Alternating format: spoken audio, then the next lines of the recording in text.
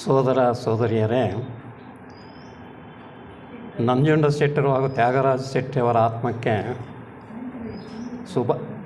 ಸ್ಮರಣಾಂಜಲಿಗಳನ್ನು ಸ್ಮರಿಸುತ್ತಾ,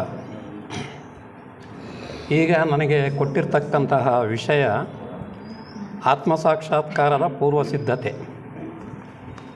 ಈಗ ಬಹುಶಃ ಎಲ್ಲರಿಗೂ ಊಟದ ಸಾಕ್ಷಾತ್ಕಾರ ಆಗಿಬಿಟ್ಟಿದೆ. ಊಟದ ಸಾಕ್ಷಾತ್ಕಾರ ಆಯಿತು ಅಂತ ಹೇಳಿದರೆ ಧ್ಯಾನ ಅಂತಕ್ಕಂಥದ್ದು ತನ್ನಷ್ಟಕ್ಕೆ ತಾನೇ ಆಗಿಬಿಡ್ತದೆ. ಅದಕ್ಕೆ ಭಾಳಷ್ಟು ಜನ ಎಲ್ಲ ಧ್ಯಾನಕ್ಕೆ ಹೋಗಿಬಿಟ್ಟಿದ್ದಾರೆ. ಅಂದರೆ ನಾವು ಈ ಪದ ಆತ್ಮ ಅಂತಕ್ಕಂಥದ್ದನ್ನು ಉಪಯೋಗಿಸ್ತೀವಿ, ಆದರೆ ಅದರ ನಿಜವಾಗಿರ್ತಕ್ಕಂತಹ ಅದರ ಅರ್ಥ ಏನು ಅಂತಕ್ಕಂಥದ್ದನ್ನು ಅರಿಯೋದು ಭಾಳ ಕಷ್ಟ ಆಗುತ್ತೆ. ಅಂದರೆ ಮೇಡಮ್ ಬ್ಲವರ್ಸ್ಕಿ ಅವರು ಈ ಒಂದು ಹಿನ್ನೆಲೆಯಲ್ಲಿ you must understand the unity of life, the unity of creation. ಅಂದರೆ ಜೀವದ ಏಕತ್ವ ಅಥವಾ ಸೃಷ್ಟಿಯ ಏಕತ್ವ. ಅಂದರೆ ಅದೆಲ್ಲವನ್ನೂ ಕೂಡ ಒಗ್ಗೂಡಿಸಿ ಇಟ್ಟಿರ್ತಕ್ಕಂತಹ ಯಾವುದೋ ಒಂದು ಅದ್ಭುತ ಶಕ್ತಿ ಏನಿದೆ, ಅದು ದೈವೀ ಶಕ್ತಿ ಅಂತ ನಾವು ಕರಿತೀವಿ, ದೇವರು ಅಂತ ಕರಿತೀವಿ, ಬೇರೆ ಬೇರೆ ಪದಗಳನ್ನು ಉಪಯೋಗಿಸ್ತೀವಿ. ಆದರೆ ನಾವು ನಮ್ಮ ಜೀವನದಲ್ಲಿ ಏನು ನೋಡ್ತೀವಿ, ಯೂನಿಟಿ ಅಂತಕ್ಕಂಥದ್ದು ನಾವು ಜನಗಳಲ್ಲಿಯೂ ಕೂಡ ಆ ಪದವನ್ನು ಬಳಸ್ತೀವಿ. ಹ್ಯೂಮನ್ ಬೀಯಿಂಗ್ಸ್, ಸೊಸೈಟಿ, ಅಂದರೆ ಆ ಒಂದು ಸಮೂಹಕ್ಕೂ ಕೂಡ ಯೂನಿಟಿ ಅಂತ ಕರಿತೀವಿ. ಆದರೆ ಈ ಸಮೂಹಕ್ಕೂ ಅಲ್ಲಿ ಹೇಳಿರ್ತಕ್ಕಂಥ ಆತ್ಮ ಸಮೂಹಕ್ಕೂ ಬಹಳವಾದ ಅಜಗಜಾಂತರವಿದೆ ಅಂತ ಹೇಳ್ತಾರೆ ಅವರು. ಯಾಕಂತ ಹೇಳಿದರೆ, ಯಾವ ಸೃಷ್ಟಿಗೆ ಕಾರಣೀಭೂತವಾಗಿರ್ತಕ್ಕಂತಹ ಆ ಅಚಲವಾಗಿರ್ತಕ್ಕಂತಹ ಏಕತ್ವದಿಂದ ಕೂಡಿರ್ತಕ್ಕಂತಹ ನಿಶ್ಚಲ ತತ್ವವೇನಿದೆ, ಅದನ್ನು ಆತ್ಮ ಅಂತಕ್ಕಂತಹ ರೀತಿಯಲ್ಲಿ ಹೇಳ್ತಾರೆ. ಆದರೆ ಅದು ಸೃಷ್ಟಿ ಆದ ನಂತರ ಬರ್ತಕ್ಕಂತಹ ಆ ಒಂದು ಪುರುಷಾತ್ಮ, ಮೊದಲು ಬರ್ತಕ್ಕಂಥ ಪರಮಾತ್ಮ, ಪರಮಾತ್ಮನ ಅಂಶಭೂತ ಪುರುಷಾತ್ಮ, ಪುರುಷಾತ್ಮನ ಅಂಶಭೂತ ಜೀವಾತ್ಮ, ಜೀವಾತ್ಮನ ಅಂಶಭೂತ ದೇಹಾತ್ಮ. ಈಗ ನಾವು ಎಲ್ಲಿದ್ದೀವಿ ಅಂತೇಳಿದರೆ ದೇಹಾತ್ಮದ ಸ್ಥಿತಿಯಲ್ಲಿ ಇದ್ದೇವೆ. ಅಂದರೆ ಯಾವುದೇ ವಿಷಯ ತೆಗೆದುಕೊಂಡರೂ ಕೂಡ ನಾವು ಎರಡು ರೀತಿಯಲ್ಲಿ ಅದನ್ನು ಹೇಳೋದಕ್ಕೆ ಬರ್ತದೆ. ಒಂದು ಮೇಲ್ಗಡೆಯಿಂದ ಹೇಳೋಕ್ಕೆ ಬರುತ್ತೆ, ಇಲ್ಲಾಂದರೆ ಕೆಳಗಡೆಯಿಂದ ಹೇಳೋದಕ್ಕೂ ಬರ್ತದೆ. ಮೇಲ್ಗಡೆಯಿಂದ ಹೇಳಬೇಕು ಅಂತ ಹೇಳಿದರೆ, ಸ್ವಲ್ಪ ವಿಷಯಗಳು ಯಾರಿಗೆ ಅರ್ಥ ಆಗಿರ್ತದೋ ಅಂಥ ಪ್ರಾಜ್ಞವಂತರಿಗೆ ಮೇಲಿನಿಂದ ಹೇಳಿದರೆ ಅರ್ಥ ಆಗುತ್ತೆ. ಅದೇ ಏನು ಅರಿಯದೇ ಇರತಕ್ಕಂಥವರಿಗೆ ಕೆಳಗಡೆಯಿಂದ ಹೇಳಬೇಕಾಗತ್ತೆ. ಯಾಕಂದರೆ ನಾವು ಈಗ ಮನುಷ್ಯರಂದರೆ ಏನು ಎಲ್ಲರಿಗೂ ಗೊತ್ತಿದೆ. ಅಂದರೆ ಒಂದು ಸಾಮಾನ್ಯ ಅರ್ಥದಲ್ಲಿ ಒಬ್ಬ ಮಾನವ ಅಂತ ಹೇಳಿದರೆ ನಾವು ಕೆಳಗಿನ ತ್ರಿಪುಟಿ ಅಂತ ಏನು ಕರಿತೀವಿ, ಸ್ಥೂಲ ದೇಹ, ಕಾಮದೇಹ ಮತ್ತು ಕೆಳಗಿನ ಮನಸ್ಸು. ಈಗ ನಾವು ಈ ಒಂದು ತ್ರಿಪುಟಿಯಲ್ಲಿಯೇ ಮಾನವರಾಗಿ ಕೆಲಸ ಮಾಡ್ತಾಯಿದ್ವಿ ಪ್ರಾರಂಭದ ದಶೆಯಲ್ಲಿ. ಇದನ್ನು ಅಧಿಗಮಿಸಿ ಹೋಗಿರ್ತಕ್ಕಂಥವರು ಸಾಧನೆಯ ಮುಖಾಂತರ ಇರಬಹುದು. ಆದರೆ ಸಾಮಾನ್ಯವಾಗಿ ಒಬ್ಬ ಮಾನವ ಅಂತ ತಕ್ಷಣವೇ ಈಗ ಈ ಒಂದು ಮಾನವ ಸಮೂಹ ಏನಿದೆ, ಆ ಒಂದು ಸಮೂಹ ಅಂತಕ್ಕಂಥದ್ದು ಈಗ ಆ ಸಂಸರಣೆ ಕೆಳಗಿನ ಮನಸ್ಸಿನ ಸಂಸರಣೆ ನಡೀತಾ ಇದೆ. ಕೆಳಗಿನ ಮನಸ್ಸು ಅಂದರೆ ಏನು?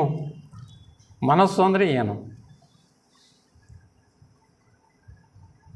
ಮಾತಾಡ್ಬೇಕು ನೀವು. ಮನಸ್ಸು ಅಂದರೆ ಏನು ಅಂತ ತಿಳ್ಕೊಂಡಿದ್ದೀವಿ ನಾವು. ಆಲೋಚನೆಗಳು ಹೆಂಗೆ ಬರ್ತಾವೆ, ಸೃಷ್ಟಿ ಆಗ್ತವೆ? ಇಂದ್ರಿಯಗಳಿಂದ. ಇಂದ್ರಿಯಗಳು ಏನು ಕೆಲಸ ಮಾಡ್ತವೆ? ಇಂದ್ರಿಯಗಳ ಕೆಲಸ ಏನು?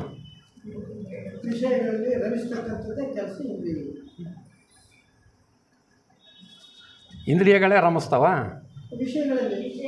ಅಂದರೆ ನೀನು ಇಲ್ದಿದ್ದರೂ ಕೂಡ ಇಂದ್ರಿಯಗಳಿದ್ಬಿಟ್ರೆ ಅದು ರಮಿಸ್ತತಾ?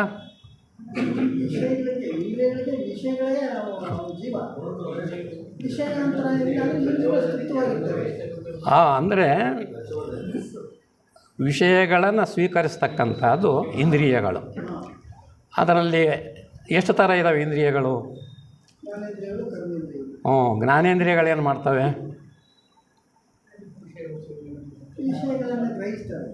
ಗ್ರಹಿಸ್ತವೆ. ಹೆಂಗೆ ಗ್ರಹಿಸ್ತವೆ? ಯಾವುದರ ಮುಖಾಂತರ ಗ್ರಹಿಸ್ತವೆ? ಹಾಂ ಅಲ್ಲಲ್ಲ ಗ್ರಹಿಸ್ತವ ಅಂದರೆ ಆದರೆ ಯಾವ ರೀತಿ ಗ್ರಹಿಸ್ತವ ಅವು?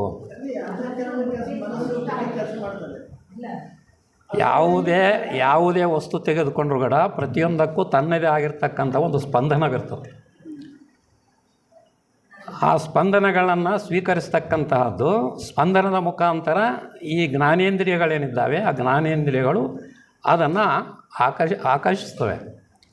ನಿನಗೆ ಆಕರ್ಷಣೆ ಯಾಕೆ ಹುಟ್ಟುತ್ತದೆ, ಹೆಂಗೆ ಹುಟ್ಟುತ್ತದೆ? ಇಂತಹದ್ದೇ ವಸ್ತು ಬೇಕಂತ ಹೇಳಿ ನೀನು ಆಕರ್ಷಿಗೊಳ್ತೀಯ. ಒಬ್ಬೊಬ್ರದ್ದು ಅನ್ನೋದು ಆಕರ್ಷಣೆ ಇರ್ತದೆ. ಆಕರ್ಷಣೆಗೆ ಕಾರಣ ಏನು?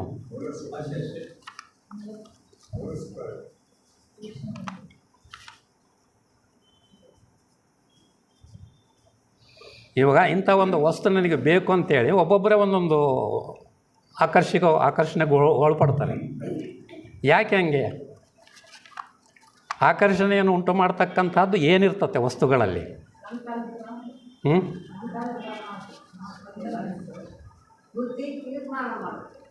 ಅಲ್ಲ, ಬುದ್ಧಿಯನ್ನು ಬಂದಿಲ್ಲ ನಾವು.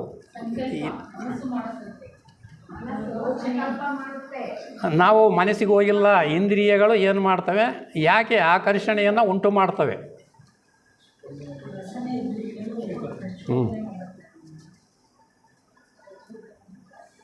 ಆ ಪ್ರಚೋದನೆ ಉಂಟಾಗ್ತತೆ. ಯಾಕೆ ಉಂಟಾಗ್ತತೆ? ಇಂಥದ್ದೇ ವಸ್ತು ಬೇಕು ಅಂತೇಳಿ ಒಬ್ಬೊಬ್ಬರಿಗೆ ಒಬ್ಬರು ಕೆಲವರು ಸ್ವೀಟ್ ಅಂತಾರೆ, ಕೆಲವರು ಖಾರ ಅಂತಾರೆ. ಯಾಕೆ?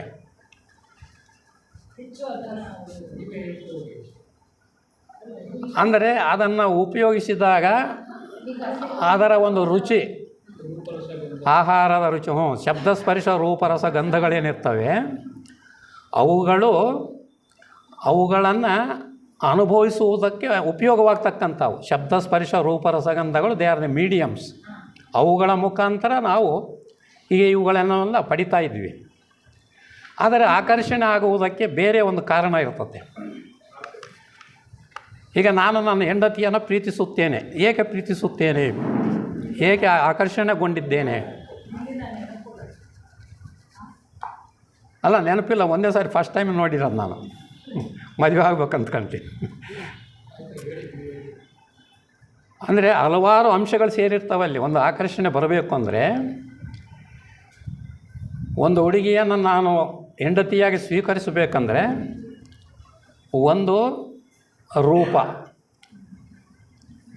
ಒಂದು ಆ ರೂಪದ ಹಿಂದೆ ಅವರು ಗಳಿಸಿರ್ತಕ್ಕಂತಹ ಗುಣಗಳಿಗಿಂತ ಹೆಚ್ಚಾಗಿ ಈ ಒಂದು ಲೌಕಿಕ ಸ್ಥಿತಿಯಲ್ಲಿ ಆ ಗುಣ ಅಂದರೆ ಅದು ದುರ್ಗುಣದಾಗಲೇ ಬರ್ತದೆ ಬಿಡ್ರಿ. ಗುಣ ಅಂದರೆ ಎಷ್ಟು ಅವರಲ್ಲಿ ಆಸ್ತಿ ಇದೆ, ಅವರು ಎಷ್ಟರ ಮಟ್ಟಿಗೆ ಆ ಒಂದು ಆರ್ಥಿಕತೆ ನನಗೆ ಸಹಾಯ ಆಗುತ್ತೆ. ಅಂದರೆ ಈ ರೀತಿಯಲ್ಲಿ ಆಕರ್ಷಣೆಗೆ ಒಂದು ರೂಪ, ಅದರ ಹಿಂದೆ ಇರ್ತಕ್ಕಂತಹ ಒಂದು ಆರ್ಥಿಕ ಸ್ಥಿತಿ. ಹೊರಗಡೆ ಪ್ರಕೃತಿಯಲ್ಲಿ ಆಕರ್ಷಣೆಯನ್ನು ಉಂಟು ಮಾಡ್ತಕ್ಕಂತಹ ಈಗ ವಸ್ತುಗಳಿದ್ದಾವಲ್ಲ, ವಸ್ತುಗಳು ಕೂಡ ಆಕರ್ಷಣೆ ಮಾಡ್ತವೆ. ಕೆಲವರು ಗುಲಾಬಿ ಹೂವು ಅಂತಾರೆ, ಕೆಲವರು ಮಲ್ಲಿಗೆ ಹೂವು ಅಂತಾರೆ. ಆ ಬಣ್ಣಗಳು ಕೂಡ, ಬಣ್ಣಗಳಲ್ಲಿಯೂ ಕೂಡ ಯಾಕಂತ ಹೇಳಿದ್ರೆ ಯಾವ ಒಂದು ಬಣ್ಣಗಳಿಗೆ ಕಾರಣವಾಗಿರ್ತಕ್ಕಂತಹ ಬಿಳಿಯ ಬಣ್ಣವಿದೆಯೋ ಆ ಬಿಳಿಯ ಬಣ್ಣವನ್ನೇ ಉಪಯೋಗಿಸಿಕೊಂಡು ವಿವಿಧ ಬಣ್ಣಗಳು ಉತ್ಪತ್ತಿ ಆಗ್ತವೆ. ಅಂದರೆ ಪ್ರಕೃತಿಯಲ್ಲಿ ಇದೆಲ್ಲವೂ ಕೂಡ ನಮಗೆ ಅಗೋಚರವಾಗಿ ನಡೀತಕ್ಕಂಥ ಕ್ರಿಯೆಗಳು. ಅವುಗಳಿಂದ ನಾವು ಆಕರ್ಷಣೆ ಆಗ್ತೀವಿ. ಅಂದರೆ ಅಲ್ಲಿ ಒಂದು ಸಂಯೋಜನೆ ಅಂತಕ್ಕಂಥದ್ದು ಇರ್ತದೆ.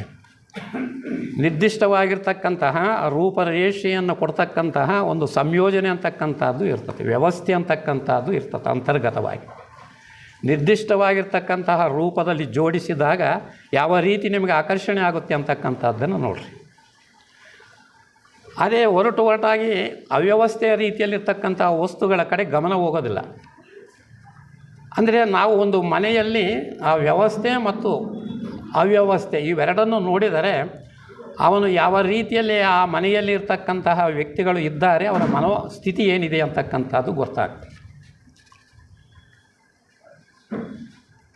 ಅಂದರೆ ಈ ರೀತಿಯಲ್ಲಿ ಆಕರ್ಷಣೆಯನ್ನು ಉಂಟು ಮಾಡ್ತಕ್ಕಂಥದ್ದು ವಸ್ತುಗಳಲ್ಲಿಯೂ ಇರ್ತದೆ, ಅದನ್ನು ಗ್ರಹಿಸ್ತಕ್ಕಂತಹ ಶಕ್ತಿ ನಮ್ಮಲ್ಲಿಯೂ ಇರ್ತದೆ.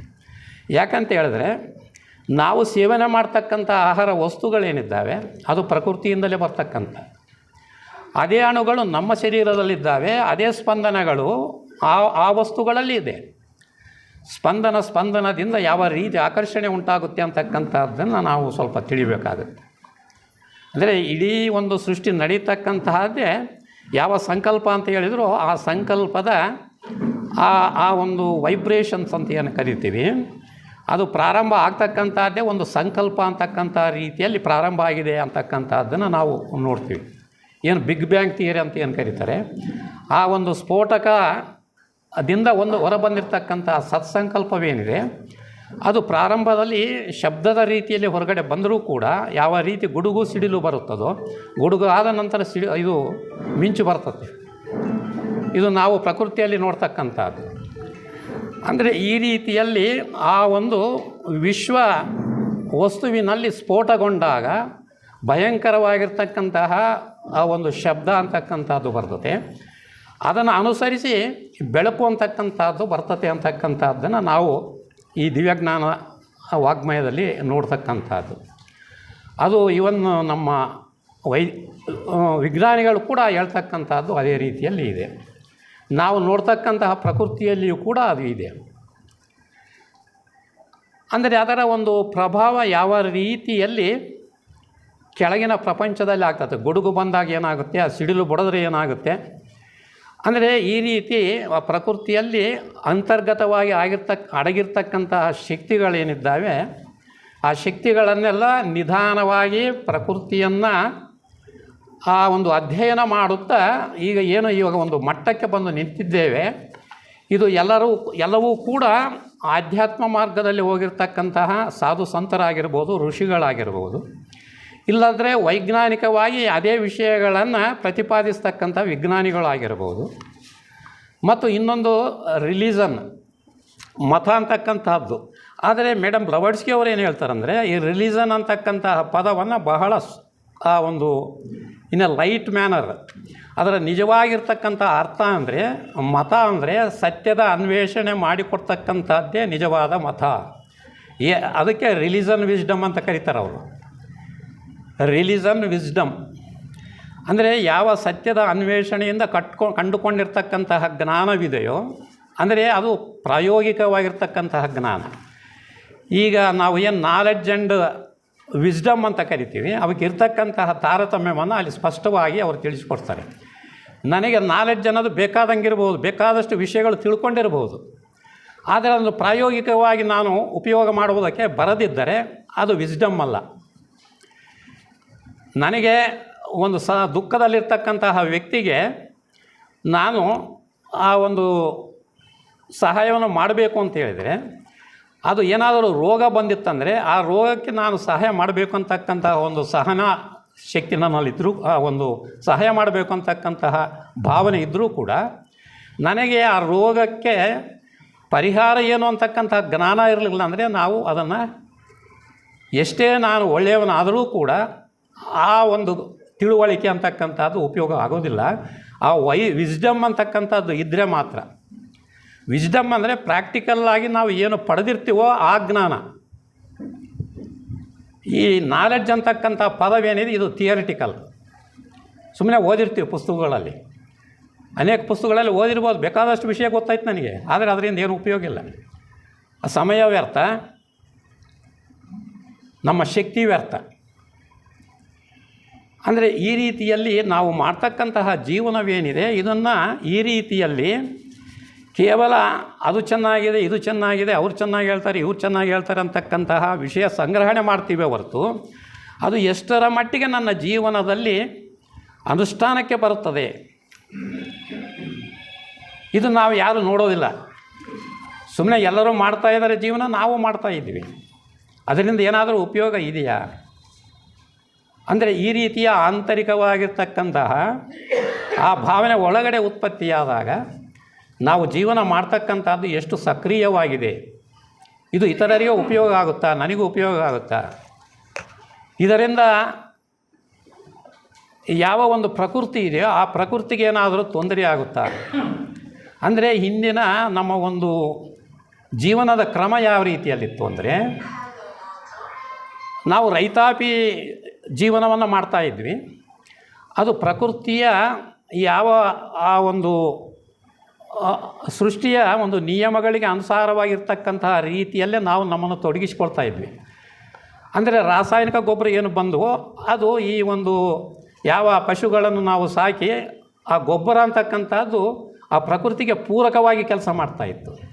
ಆದರೆ ಅದಕ್ಕೆ ವಿರುದ್ಧವಾಗಿ ಈಗ ಏನು ಮಾಡಿದವು ಅಂದರೆ ಆ ರಾಸಾಯನಿಕಗಳು ಬಂದು ಆ ಒಂದು ಭೂಮಿಯಲ್ಲಿರ್ತಕ್ಕಂತಹ ಆ ಒಂದು ಸ್ಟ್ರಕ್ಚರ್ ರಚನೆ ಇರ್ತದೆ, ಆ ರಚನೆಯನ್ನು ಹಾಳು ಮಾಡ್ತದೆ. ಅದು ಮಾಡುವುದರಿಂದ ಏನಾಗುತ್ತಂದರೆ ಒಂದು 10 ವರ್ಷದಲ್ಲಿ ಬೆಳೆಯುವಂತಹ ಒಂದು ಫಲವನ್ನು ಕೇವಲ ಒಂದೇ ವರ್ಷದಲ್ಲಿ ಆ ಪ್ರಮಾಣದಲ್ಲಿ ನಾನು ಬೆಳಿತೀನಂದರೆ ಅದರ ಶಕ್ತಿ 10 ವರ್ಷದ ಶಕ್ತಿ ಒಂದೇ ವರ್ಷದಲ್ಲಿ ನೀನು ಉಪಯೋಗ ಮಾಡ್ತೀಯ.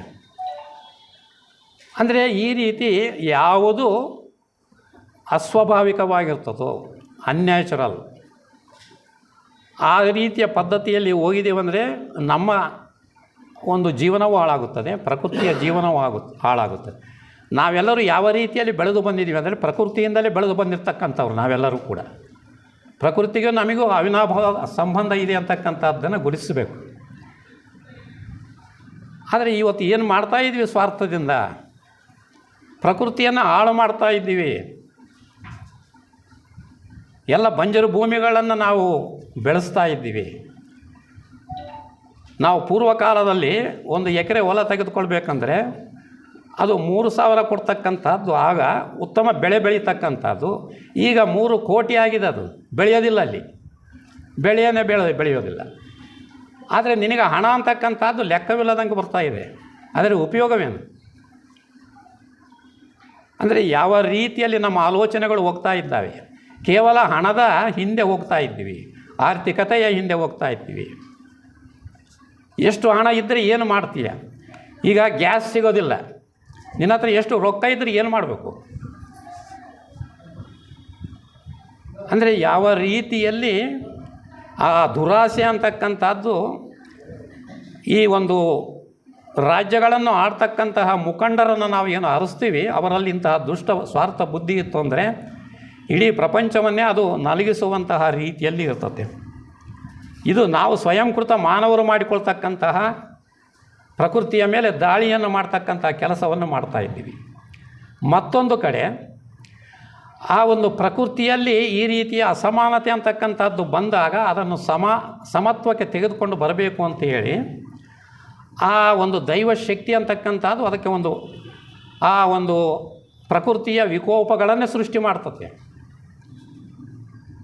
ಅದು ಅಗ್ನಿ ಜ್ವಾಲೆ ಆಗಿರಬಹುದು, ಇಲ್ಲಾಂದರೆ ವಿಪರೀತ ಮಳೆ ಬರ್ತಕ್ಕಂಥದ್ದು ಆಗಿರಬಹುದು, ಇಲ್ಲಾಂದರೆ ಆನೆಕಲ್ಲುಗಳು ಬಂದು ಬೀಳ್ತಕ್ಕಂಥದ್ದು ಆಗಿರ್ಬೋದು, ಇಲ್ಲ ಅಂದರೆ ಆಮ್ಲದ ಮಳೆ ಅಂತಕ್ಕಂಥದ್ದು ಬರೋದಾಗಿರ್ಬೋದು. ಅಂದರೆ ಇದೆಲ್ಲಕ್ಕೂ ಕಾರಣ ಯಾರು ಅಂದರೆ ಆತ್ಮ ಅಂತಕ್ಕಂಥದ್ದನ್ನು ಅರಿಯಬೇಕಾದರೆ ಈ ಪ್ರಕೃತಿಯಲ್ಲಿ ನಾವು ಮಾಡ್ತಕ್ಕಂತಹ ಈ ಎಲ್ಲ ಚಲನವಲನಗಳು, ಈ ಕ್ರಿಯೆಗಳು, ಪ್ರತಿಕ್ರಿಯೆಗಳು ಯಾವ ರೀತಿಯಲ್ಲಿ ನಮ್ಮನ್ನು ಅಧಃಪತನಕ್ಕೆ ತುಳಿತದವೆ ಅಂತಕ್ಕಂಥದ್ದು ಅರ್ಥವಾಗಬೇಕು. ಅಂದರೆ ಈ ಆತ್ಮ ಅಂತ ಹೇಳಿದರೆ ಯಾವ ಸ್ಪಿರಿಟ್ ಅಂತ ಕರಿತೀವೋ, ಆತ್ಮ ಅಂತಕ್ಕಂಥದ್ದು ಎಲ್ಲರನ್ನು ಒಟ್ಟುಗೂಡಿಸುವಂತಹ ಕೆಲಸ ಮಾಡ್ತಕ್ಕಂಥದ್ದಕ್ಕೆ ಆತ್ಮ ಅಂತ ಕರಿತೀವಿ. Unity of life, unity of creation. ಈ ಪ್ರತ್ಯೇಕತೆ ಅಂತಕ್ಕಂಥದ್ದು ಎಲ್ಲಿ ಬರುತ್ತೆ ಅಂದರೆ the mind which divides. The mind is A unit of measurement. ಮನಸ್ಸು ಅಂತಕ್ಕಂತಹದ್ದು ಅದು ಅಳೆಯತಕ್ಕಂತಹ ರೀತಿಯಲ್ಲಿ ನಾವು ಉಪಯೋಗಿಸ್ತಾ ಇದ್ದೀವಿ. ಅಲ್ಲಿ ಒಂದು ಪ್ರತ್ಯೇಕತೆ ಅಂತಕ್ಕಂಥದ್ದು ಬರ್ತದೆ. ಆ ಕೆಳಗಿನ ಮನಸ್ಸು ಸ್ವಾರ್ಥಮಯವಾಗಿರ್ತಕ್ಕಂಥ ರೀತಿಯಲ್ಲಿ ಉಪಯೋಗಿಸಿದಾಗ, ನಾನು ಬೇರೆ ನೀನು ಬೇರೆ ಅಂತಕ್ಕಂತಹ ಪ್ರತ್ಯೇಕತೆ ಉಂಟಾದಾಗ, ನಾನು ಸಿರಿವಂತನಾಗಬೇಕು, ಇತರರು ನನ್ನನ್ನು ಗೌರವಿಸಬೇಕು ಅಂದರೆ ಅಲ್ಲಿ ಒಂದು ಕಾಂಪಿಟೇಷನ್, ಸ್ಪರ್ಧೆ ಉಂಟಾಗ್ತದೆ. ಅದು ಸ್ಪರ್ಧೆ ಆದರೆ ಅದು ಒಂದು ನೈಜ ಸ್ಪರ್ಧೆ ಆದರೆ ಪರವಾಗಿಲ್ಲ, ನಾನು ಅಂಕಗಳನ್ನು ಹೆಚ್ಚು ಅವನಿಗಿಂತ ತೆಗೆದುಕೊಳ್ಳಬೇಕು ಅಂತಕ್ಕಂತಹ ಆ ಒಂದು ಹಿನ್ನೆಲೆಯಲ್ಲಿ ಆತ ಹೆಚ್ಚು ತನ್ನ ಒಂದು ಅಧ್ಯಯನದಲ್ಲಿ ತೊಡಗಬೇಕೇ ಹೊರತು ಲಂಚ ಕೊಟ್ಟು ಪಾಸ್ ಮಾಡೋದು, ಇಲ್ಲ ಲಂಚ ಕೊಟ್ಟು ಮಾರ್ಕ್ಸ್ ಹಾಕ್ಕೊಂಡು ಬರೋದು, ಇದೆಲ್ಲವನ್ನು ನಾವು ನೋಡ್ತಾ ಇದ್ವಿ ಯಾವ ರೀತಿಯಲ್ಲಿ ನಡೀತಾ ಇದೆ ಅಂತಕ್ಕಂಥ. ಅಂದರೆ ಸ್ವಾರ್ಥ ಅಂತಕ್ಕಂಥದ್ದು ಆ ಪ್ರತ್ಯೇಕತೆಯಿಂದ ಯಾವ ರೀತಿಯಲ್ಲಿ ನಮಗೆ ಈ ರೀತಿಯ ಒಂದು ಜೀವನಕ್ಕೆ ಕಾರಣವಾಗಿದೆ ಅಂತಕ್ಕಂಥದ್ದನ್ನು ಗುರುತಿಸಬೇಕು. ಇದನ್ನು ಗುರುತಿಸಿದಾಗ ನಾವು ಏಕತ್ವದ ಕಡೆಗೆ ಹೋಗೋದಕ್ಕೆ ಸಾಧ್ಯ ಆಗುತ್ತೆ. ನಾವೆಲ್ಲರೂ ಕೂಡಿ ಈಗ ಥಿಯಾಸಾಫಿಯ ಸದಸ್ಯರು ನಾವು ಆಗಿದ್ದೇವೆ. ಇಷ್ಟೆಲ್ಲ ಅಧ್ಯಯನ ಮಾಡಿದರೂ ಕೂಡ ನಮ್ಮಲ್ಲಿ ಎಷ್ಟು ತಾರತಮ್ಯಗಳು ಇರ್ತವೆ ಅಂತಕ್ಕಂಥದ್ದನ್ನು ನಾವು ಗುರುತಿಸಬಹುದು ಕೆಲವು ಸಂದರ್ಭಗಳಲ್ಲಿ. ಅಂದರೆ ಆ ಸ್ವಾರ್ಥ ಅಂತಕ್ಕಂಥದ್ದು ಎಷ್ಟು ಸೂಕ್ಷ್ಮವಾಗಿ ನಮ್ಮಲ್ಲಿ ಪ್ರತ್ಯೇಕತೆಯನ್ನು ಉಂಟು ಮಾಡುವುದಕ್ಕೆ ಅದು ಪ್ರಯತ್ನ ಮಾಡ್ತಾ ಇರ್ತದೆ. ಕೆಳಗಿನ 3 ದೇಹಗಳಲ್ಲಿ ನಾವು ಬೆಳೆಯಬೇಕು ಅಂತೇಳಿದರೆ ಸ್ಥೂಲ ದೇಹದ ಬೆಳವಣಿಗೆ ಒಂದು ಯುಗದಲ್ಲಾದರೆ ಕಾಮದೇಹದ್ದು ಮತ್ತೊಂದು ಯುಗ, ಮತ್ತೊಂದು ಮನಸ್ಸು ಮತ್ತೊಂದು ಯುಗ.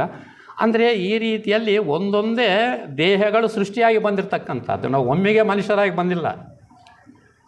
ಈ ಜೀವ ಅಂತಕ್ಕಂಥದ್ದು ಪ್ರಾರಂಭವಾಗಿ ಮೊದಲಿಗೆ ಜಲಚರ ಪ್ರಾಣಿಗಳನ್ನು ನಾವು ನೋಡಿದಾಗ ಅದು ಕೇವಲ ಒಂದೇ ಕೋಶಿಕೆಯಿಂದ ಇರತಕ್ಕಂಥ ಅಮೀಬ ಆಗಿರಬಹುದು, ಅಥವಾ ಬೇರೆ ಒಂದು ಏಕಕೋಶಿಕೆ ಜೀವಿಗಳಾಗಿರ್ಬೋದು.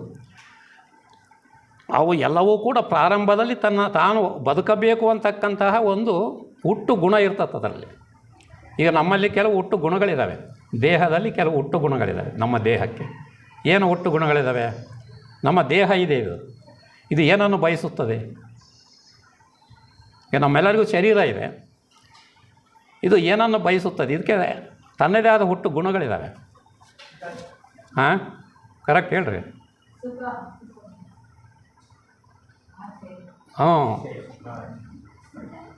ಸ್ಥೂಲ ದೇಹಕ್ಕೆ ಸಂಬಂಧಪಟ್ಟಿರ್ತಕ್ಕಂಥದ್ದು. ಇವಾಗ ನೀವು ಊಟ ಮಾಡಿದ್ರಿ, ಯಾಕೆ ಮಾಡಿದ್ರಿ? ಹಾಂ, ಹಸಿವನ್ನು ಇದು ಹಸಿವು ಅಂತಕ್ಕಂಥದ್ದು ದೇಹಕ್ಕೆ ಇದೆ. ಆಮೇಲೆ ಇನ್ನೇನಿದೆ? ಇನ್ನು ಏನೇನೋ ಇದ್ದಾವೆ ದೇಹಕ್ಕೆ. ಇವಾಗ ಕೆಲವರು ಊಟ ಮಾಡಿ ಹೋಗಿಬಿಟ್ರು. ಯಾಕೆ ಹೋದರು? ಹಾಂ, ಮಲಗಕ್ಕೆ ಹೋದರು. ನಿದ್ರೆ ಅಂತಕ್ಕಂಥದ್ದು ಕೂಡ ದೇಹದ ಒಂದು ಕ್ರಿಯೆ. ನಿದ್ರೆ, ಭಯ ಅಂತಕ್ಕಂಥದ್ದು. ಭಯ, ನಿದ್ದೆ, ಆಹಾರ, ನಿದ್ರಾ, ಭಯ, ಮೈಥುನ. ಅಂದರೆ ತನ್ನಂತೆ ಇರ್ತಕ್ಕಂಥ ತನ್ನ ಸಂತತಿಯನ್ನು ಉತ್ಪತ್ತಿ ಮಾಡಬೇಕು ಅಂತಕ್ಕಂಥದ್ದು. ಅಲ್ಲ, ಅದ್ರದ್ದು ಹಸಿವು ಅಂದರೆ ಅದರಿಂದಾಗೆ ಅದು ಹಸಿವಾದಾಗ ಆ ಊಟ ಮಾಡ್ತೀರಿ. ಅದಕ್ಕೆ ಏನು ಬೇಕೋ ಅದನ್ನು ನೀವು ಆರೋಗ್ಯವಾಗಿರ್ತಾರೋ ಅನಾರೋಗ್ಯವಾಗಿರ್ತಾರೋ ಅದು ನಿಮ್ಮ ಮೇಲೆ ಬಿಟ್ಟಿರೋದು. ಯಾಕಂದರೆ ಆ ರುಚಿ ಹೆಚ್ಚಾದಾಗ ಹೆಚ್ಚಾಗಿ ತಿಂತೀವಿ, ಆಗ ಅನಾರೋಗ್ಯ ಬರ್ತದೆ. ಅಂದರೆ ಇಲ್ಲಿ ಇತಿಮಿತಿ ಯಾಕೆ ಇರಬೇಕು ಅಂತಕ್ಕಂಥದ್ದು ಅದರ ಸಲುವಾಗಿ ಹೇಳ್ತಾರೆ. ಯಾವುದೇ ಆಗಲಿ, ಅದು ಬಾರೆ ಆಹಾರ ಸ್ಥೂಲ ದೇಹ ಅಷ್ಟೇ ಅಲ್ಲ, ಯಾವುದೇ ಆಗಲಿ ಅದಕ್ಕೆ ಇತಿಮಿತಿ ಅಂತಕ್ಕಂಥದ್ದು ಇರಬೇಕು. ಆ ಇತಿಮಿತಿಯನ್ನು ಅದು ನಿರ್ಧರಿಸ್ತಕ್ಕಂಥದ್ದು ಯಾವುದು? ಈಗ ಆಹಾರ ನಾವು ತೆಗೆದುಕೊಳ್ತೀವಿ. ಈಗ ಬೆಳಿಗ್ಗೆ ಟಿಫನ್ನು ಅದು 1 ಹೊತ್ತಿಗೆ 3 ಹೊತ್ತಿಗೆ ಮಾಡೋದನ್ನ 1ನೇ ಹೊತ್ತಿಗೆ ಮಾಡಿಬಿಟ್ವಿ. 3 ಐಟಮ್.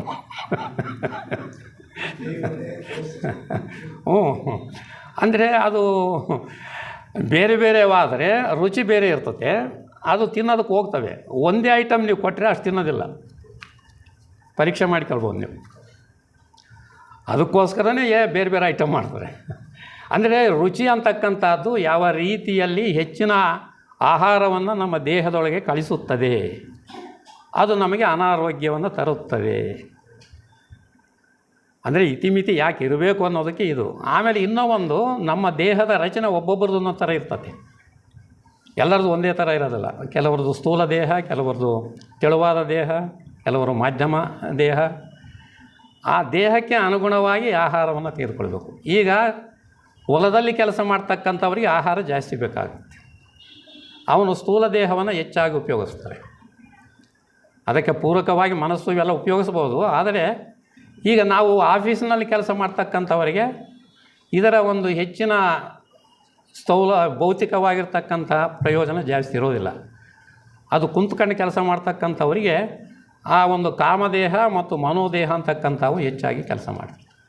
ಅಂದರೆ ಈ ರೀತಿ ನಾವು ಮಾಡುವ ಕೆಲಸಕ್ಕೂ ನಾವು ತೆಗೆದುಕೊಳ್ಳುವ ಆಹಾರಕ್ಕೂ ಸಂಬಂಧವಿರುತ್ತದೆ. ಅಂದರೆ ಇದೆಲ್ಲವನ್ನೂ ಅರ್ಥ ಮಾಡಿಕೊಳ್ಳುತ್ತಾ ಹೋದಂತೆಲ್ಲ ನಾವು ಒಂದು ಆರೋಗ್ಯಮಯವಾಗಿರ್ತಕ್ಕಂತಹ ದೇಹ ಸೌಷ್ಠತೆಯನ್ನು ಉಳಿಸಿಕೊಳ್ತಕ್ಕಂತಹ ದೇಹವನ್ನು ಸುರಕ್ಷಿತವಾಗಿರ್ತಕ್ಕಂಥ ಕೆಲಸ ಮಾಡಬೇಕು. ಯಾಕಂದರೆ ದೇಹವೇ ನಮಗೆ ಎಲ್ಲ ಸಾಧನೆಗೆ ಮೂಲ. ನೀವು ಆಧ್ಯಾತ್ಮಿಕವಾಗಲಿ ಲೌಕಿಕವಾಗಲಿ ಸಾಧನೆ ಮಾಡಬೇಕಂದ್ರೆ ಈ ದೇಹವೇ ನಿಮಗೆ ಒಂದು ಉಪಕರಣ. ಈ ದೇಹ ಚೆನ್ನಾಗಿತ್ತು ಅಂತ ಹೇಳಿದರೆ ನಾವು ಕಾರ್ಯವನ್ನು ಚೆನ್ನಾಗಿ ಮಾಡ್ತೀವಿ.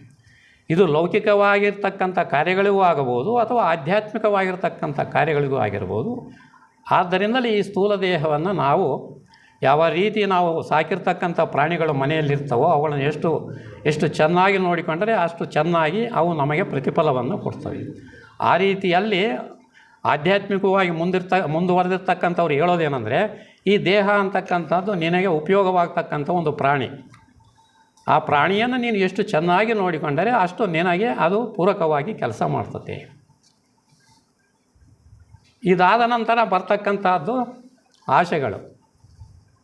ಅಂದರೆ ನಾವು ಅನುಭವಿಸಿರ್ತಕ್ಕಂತಹ ಆ ಒಂದು ಅನುಭವಗಳೇನಿರ್ತವೆ, ಯಾವುದು ಒಳ್ಳೆಯ ರುಚಿ ಇರ್ತದೋ ಅದನ್ನು ನಾವು ಬಯಸ್ತೀವಿ. ನಾವು ಯಾವುದು ಇಷ್ಟಪಡೋದಿಲ್ಲ ಅದನ್ನು ತ್ಯಜಿಸ್ತೀವಿ. ಅಂದರೆ ಈ ರೀತಿಯಲ್ಲಿ ನಮ್ಮಲ್ಲಿ ಆ ಒಂದು ಕೆಲವುಗಳನ್ನು ಇಷ್ಟಪಡ್ತೀವಿ, ಕೆಲವುಗಳನ್ನು ನಿರಾಕರಿಸ್ತೀವಿ. ಅಂದರೆ ಯಾವ ರೀತಿಯಲ್ಲಿ ನಮ್ಮ ಈ ಒಂದು ಆಸೆಗಳು ಅಂತಕ್ಕಂಥವು ಏರ್ಪಡ್ತವೆ.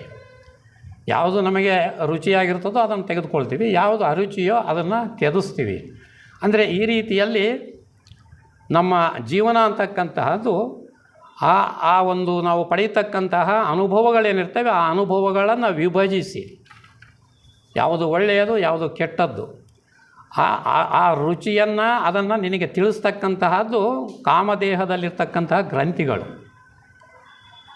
ಆದರೆ ಇದೆಲ್ಲ ಸಾರವನ್ನು ತೆಗೆದುಕೊಂಡು ಅದನ್ನು ನಿರ್ಣಯ ಮಾಡ್ತಕ್ಕಂಥದ್ದು ಅಥವಾ ಇದೆಲ್ಲದರ ಹಿನ್ನೆಲೆಯಲ್ಲಿ ಮನಸ್ಸು ಅಂತಕ್ಕಂಥದ್ದು ಯಾವುದನ್ನು ನಾನು ಸ್ವೀಕರಿಸಬೇಕು ಅಂತಕ್ಕಂತಹ ಆಲೋಚನೆಗಳು, ಆ ಆಲೋಚನೆಗಳ ಮುಖಾಂತರ ಆಶೆಗಳು ಏನು ಎದ್ದಿದ್ದೋ ಅದರ ತರಂಗಗಳು ಮನೋದೇಹದ ಮೇಲೆ ಆ ಒಂದು ಒತ್ತಡವನ್ನು ಹಾಕಿದಾಗ ಅದು ಸ್ಥೂಲ ದೇಹದ ಮುಖಾಂತರ ತನ್ನ ಕಾರ್ಯವನ್ನು ನಿರ್ವಹಿಸ್ತದೆ. ಇದು ಒಂದು ಪ್ರಕ್ರಿಯೆ. ನಮ್ಮ ದೇಹದಲ್ಲಿ ಆಗ್ತಕ್ಕಂತಹ ಈ ಒಂದು ಪ್ರಕ್ರಿಯೆ ಈ ರೀತಿಯಲ್ಲಿ ನಮ್ಮ ಶರೀರದಲ್ಲಿ ಕೆಲಸಗಳು ನಡೀತಾ ಇರ್ತವೆ. ಅಂದರೆ ಇವು ನಾವು ಹೇಳಿದಾಗ ಒಂದೊಂದೇ ಬೇರೆ ಬಿಡಿಯಾಗಿ ಕೆಲಸ ಮಾಡೋದಿಲ್ಲ. ಅವು ಈಗ ಮುಳ್ಳು ತುಳಿತೀವಿ, ತತ್ಕ್ಷಣವೇ ನನ್ನ ಕೈಯಲ್ಲಿ ಹೋಗ್ತತೆ ತೆಗೆದುಕೊಳ್ಳೋದಕ್ಕೆ. ಅಂದರೆ ಅಲ್ಲಿ ಎಲ್ಲ ಮಿಶ್ರಿತವಾಗಿರ್ತಕ್ಕಂತಹ ರೀತಿಯಲ್ಲಿ ಕಾಮದೇಹದ ಅಣುಗಳು, ಭೌತಿಕ ದೇಹದ ಅಣುಗಳು, ಮಾನಸಿಕ ಅಣುಗಳು ಎಲ್ಲವೂ ಕೂಡ ತಿರುಗ್ತಾ ಇರ್ತವೆ. ಚಲನೆ ಇರ್ತತೆ. ಆ ಚಲನೆ ಹೇಗೆ ಇರ್ತತೆ ಅಂತ ಹೇಳಿದ್ರೆ, ಜಲ ಒಳಗಡೆ ಇರ್ತಕ್ಕಂತಹ ಆಪ್ತತ್ವ ಅಥವಾ ಜಲತತ್ವ ಅಂತ ಏನು ಕರಿತೀವಿ ಅದರ ಮುಖಾಂತರ, ರಕ್ತದ ಮುಖಾಂತರ ಮತ್ತೊಂದು ಬಿಳಿಯ ದ್ರವ ಇರ್ತತೆ, ಲಿಂಫ್ ಅಂತ ಕರೀತಾರೆ. ಅಂದರೆ ಅವುಗಳ ಮುಖಾಂತರ ಚಲನೆ ಅಂತಕ್ಕಂಥದ್ದು ಸತತವಾಗಿ ನಾವು ಅದರ ಕಡೆ ಗಮನ ಇರಲಿ ಬಿಡಲಿ ಅವು ಕೆಲಸ ಮಾಡ್ತಿರ್ತಾವೆ ಒಳಗಡೆ. ಅಂದರೆ ನಾವು ಸೇವಿಸ್ತಕ್ಕಂಥ ಆಹಾರ ಈ ರೀತಿಯಲ್ಲಿ ಅದು ಪ್ರತಿಯೊಂದು ಭಾಗಕ್ಕೂ ಕೂಡ ಹಂಚಲ್ಪಡುತ್ತದೆ. ಹಂಚುವುದಕ್ಕಿಂತ ಮುಂಚಿತ ನಾವು ಬಾಯಲ್ಲಿಟ್ಟಾಗ ಆಹಾರ ಏನಾಗುತ್ತೆ, ಹಲ್ಲು ಕಡಿತದೆ, ಜಗಿತತೆ, ಅದು ಸಣ್ಣ ತುಣುಕುಗಳಾಗ್ತವೆ. ಅಲ್ಲಿಂದ ಇಲ್ಲಿ ಸಲೈವ ಅಂತಕ್ಕಂತಹ ಆ ಒಂದು ರಸ ಉತ್ಪತ್ತಿ ಆಗ್ತದೆ. ಅಲ್ಲಿ ಈ ಒಂದು ಕಾರ್ಬೋಹೈಡ್ರೇಟ್ಸ್ ಅಂತ ಏನು ಕರೀತೀವಿ, ಪಿಷ್ಟ ಪದಾರ್ಥಗಳು ಅದನ್ನು ಕರಗಿಸ್ತವೆ. ಅದರಲ್ಲಿ ಇರ್ತಕ್ಕಂತಹ ಈ ಸಲೈವರಿ ಗ್ಲ್ಯಾಂಡ್ಸ್ ಅಂತ ಕರಿತೀವಿ, ಜೊಲ್ಲು ಏನು ಬರ್ತದೆ ಅದರಲ್ಲಿ ಈ ಪಿಷ್ಟ ಪದಾರ್ಥವನ್ನು ಕರಗಿಸತಕ್ಕಂತಹ ಒಂದು ಎಂಜೈಮ್ಸ್ ಅಂತಕ್ಕಂಥವು ಇರ್ತವೆ. ಅಂದರೆ ಈ ರೀತಿಯಲ್ಲಿ ಕಣಗಳು ಮುಂದೆ ಅದು ಅನ್ನನಾಳದ ಮುಖಾಂತರ ಜಠರಕ್ಕೆ ಹೋಗ್ತವೆ.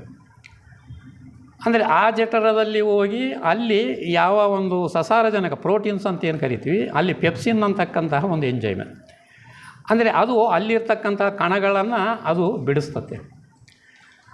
ಅಂದರೆ ಈ ರೀತಿಯಲ್ಲಿ ಆ ಒಂದು ಆ ಪಿಷ್ಟ ಸಸಾರಜನಕ ಆದಮೇಲೆ ಇನ್ನು ನಮಗೆ ಎಣ್ಣೆಯ ಪದಾರ್ಥ ಅದನ್ನು ಕರಗಿಸ್ತಕ್ಕಂತಹ ಆ ಒಂದು ಎಂಜೈಮ್ಸ್ ಏನಂತಕ್ಕಂಥವು ಇರ್ತವೆ. ಮುಂದಿನ ಭಾಗದಲ್ಲಿ ಅದು ಎಲ್ಲ ಕರಗಿ ನಾವು ಯಾವ ಕರಳಿನ ಭಾಗಕ್ಕೆ ಬಂದಾಗ ಇದೆಲ್ಲವೂ ಕೂಡ ಆ ರಕ್ತದ ಮುಖಾಂತರ ಪ್ರತಿಯೊಂದು ದೇಹದ ಅಂಗಗಳಿಗೂ ಕೂಡ ಅದು ರವಾನೆ ಆಗ್ತದೆ.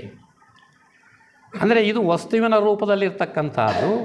ಈ ವಸ್ತುಗಳಲ್ಲಿ ಏನು ಅಡಗಿದೆ, ಈ ವಸ್ತುಗಳೇನು ಆಹಾರ ಅಂತ ಸ್ವೀಕಾರ ಮಾಡ್ತೀವಲ್ಲ ಅದರಲ್ಲಿ ಒಂದು ಶಕ್ತಿ, ಸೌರಶಕ್ತಿ ಅಂತಕ್ಕಂಥದ್ದು ಅಳವಡಿಸಲ್ಪಟ್ಟಿದೆ. ಏನೋ ಒಂದು ಇದು ಫೋಟೋಸಿಂಥಸಿಸ್ ಅಂತ ಏನು ಕರಿತೀವಿ, ಆ ದ್ಯುತಿ ಸಂಶ್ಲೇಷಣಾ ಕ್ರಿಯೆಯಿಂದ ಸೌರಶಕ್ತಿ ಅಂತಕ್ಕಂಥದ್ದು ಅಣುಗಳಲ್ಲಿ ಶೇಖರಿಸಲ್ಪಟ್ಟಿರ್ತದೆ. ಅದು ನಾವು ತೆಗೆದುಕೊಂಡಾಗ ನಾವು ಏನು ಈ ಉಸಿರಾಟ ಮಾಡ್ತಾ ಇರ್ತೀವಿ, ಜೀರ್ಣಕ್ರಿಯೆ ನಡೀತಾ ಇರ್ತವೆ, ಇದೆಲ್ಲದಕ್ಕೂ ಶಕ್ತಿ ಬೇಕು. ಶಕ್ತಿ ಇಲ್ಲದಿದ್ದರೆ ಒಂದು ನಡೆಯೋದಿಲ್ಲ. ಆ ಶಕ್ತಿ ಸೌರಶಕ್ತಿ ಅಂತಕ್ಕಂಥದ್ದು ಅಲ್ಲಿ ಆಹಾರದ ಮುಖಾಂತರ ಬರ್ತಕ್ಕಂಥದ್ದು ಒಂದು ವ್ಯವಸ್ಥೆ. ಇನ್ನು ಒಂದು ನಮ್ಮ ಪ್ರಾಣಮಯ ಕೋಶದಲ್ಲಿ ಈ ಶಕ್ತಿ ಕೇಂದ್ರಗಳಿದ್ದಾವೆ. ನಾವೇನು ಚಕ್ರಗಳಂತ ಕರಿತೀವಿ, ಆ ಮೂಲಾಧಾರ ಚಕ್ರ, ಸ್ವಾಧಿಷ್ಠಾನ, ಮಣಿಪುರ, ಅನಾಹತ, ವಿಶುದ್ಧ, ಆಜ್ಞಾ, ಸಹಸ್ರ, ಈ ಚಕ್ರಗಳ ಮುಖಾಂತರವೂ ಕೂಡ ಈ ಒಂದು ಶಕ್ತಿ ಅಂತಕ್ಕಂಥದ್ದು ನಮ್ಮ ವಿವಿಧ ಅಂಗಗಳಿಗೆ ಹಂಚಲ್ಪಡುತ್ತದೆ. ಸೌರಶಕ್ತಿ ಅದನ್ನು ಸ್ವೀಕಾರ ಮಾಡಿ ಅದು ಈ ರೀತಿಯಲ್ಲಿ ನಮಗೆ ಆ ಕುಂಡಲಿನಿ ಶಕ್ತಿ ಅಂತಕ್ಕಂಥದ್ದು ಆ ಒಂದು ಎಲ್ಲ ಕ್ರಿಯೆಗಳಿಗೂ ಕೂಡ ಅದು ನಮ್ಮ ಸುಪ್ತಾವಸ್ಥೆಯಲ್ಲಿ ಸಹಾಯ ಮಾಡಿ ಈ ಕ್ರಿಯೆಗಳನ್ನು ನಡೆಸ್ತಕ್ಕಂತಹ ಆ ಒಂದು ಶಕ್ತಿ ಉಪಯೋಗ ಆಗ್ತದೆ. ಈ ರೀತಿ ಆಹಾರಗಳ ಮುಖಾಂತರ ಮತ್ತು ಜಲದ ಮುಖಾಂತರ ಮತ್ತು ವಾಯುವಿನ ಮುಖಾಂತರ ಅದರಲ್ಲಿ ಅಡಗಿರ್ತಕ್ಕಂತಹ ಶಕ್ತಿ ಅಂತಕ್ಕಂಥದ್ದು ಅದು ಉಪಯೋಗ ಆಗ್ತದೆ. ಅಂದರೆ ಈ ರೀತಿಯಲ್ಲಿ ಸೌರಶಕ್ತಿ ಅಂತಕ್ಕಂಥದ್ದು ಭೌತಿಕ ವಸ್ತುವಾಗಿ ಪರಿವರ್ತನೆ ಆಯಿತು. ಅದು ಈಗ ಶರೀರದ ಒಳಗಡೆ ಆ ಅಣುಗಳು ಛಿದ್ರಗೊಂಡಾಗ ಅದರ ಒಳಗಡೆ ಇರ್ತಕ್ಕಂಥ ಸೌರಶಕ್ತಿ ಅಂತಕ್ಕಂಥದ್ದು ದೇಹ ಉಪಯೋಗ ಮಾಡ್ತದೆ.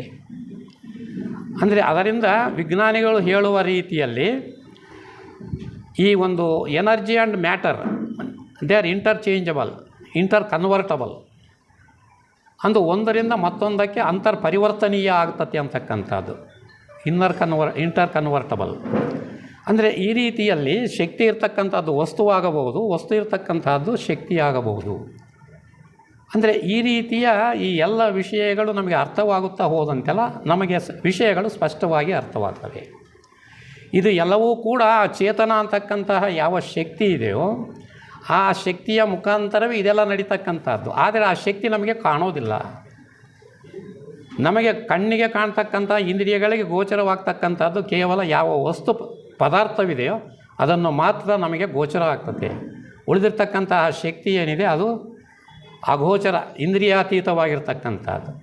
ಯಾವ ರೀತಿ ಆ ಒಂದು ಬಲ್ಪನ್ನು ಬೆಳಗತಕ್ಕಂಥ ಕರೆಂಟ್ ಇದೆಯೋ ಅದು ನಮಗೆ ಕಣ್ಣಿಗೆ ಕಾಣೋದಿಲ್ಲ, ಆದರೆ ಅದು ಇದೆ ಅಂತ ನಂಬ್ತೀವಿ. ಆದರೆ ಈ ಒಂದು ಆತ್ಮ ತತ್ವವನ್ನು ನಂಬೋದಕ್ಕೆ ನಮಗೆ ಭಾಳ ಕಷ್ಟ ಆಗುತ್ತೆ.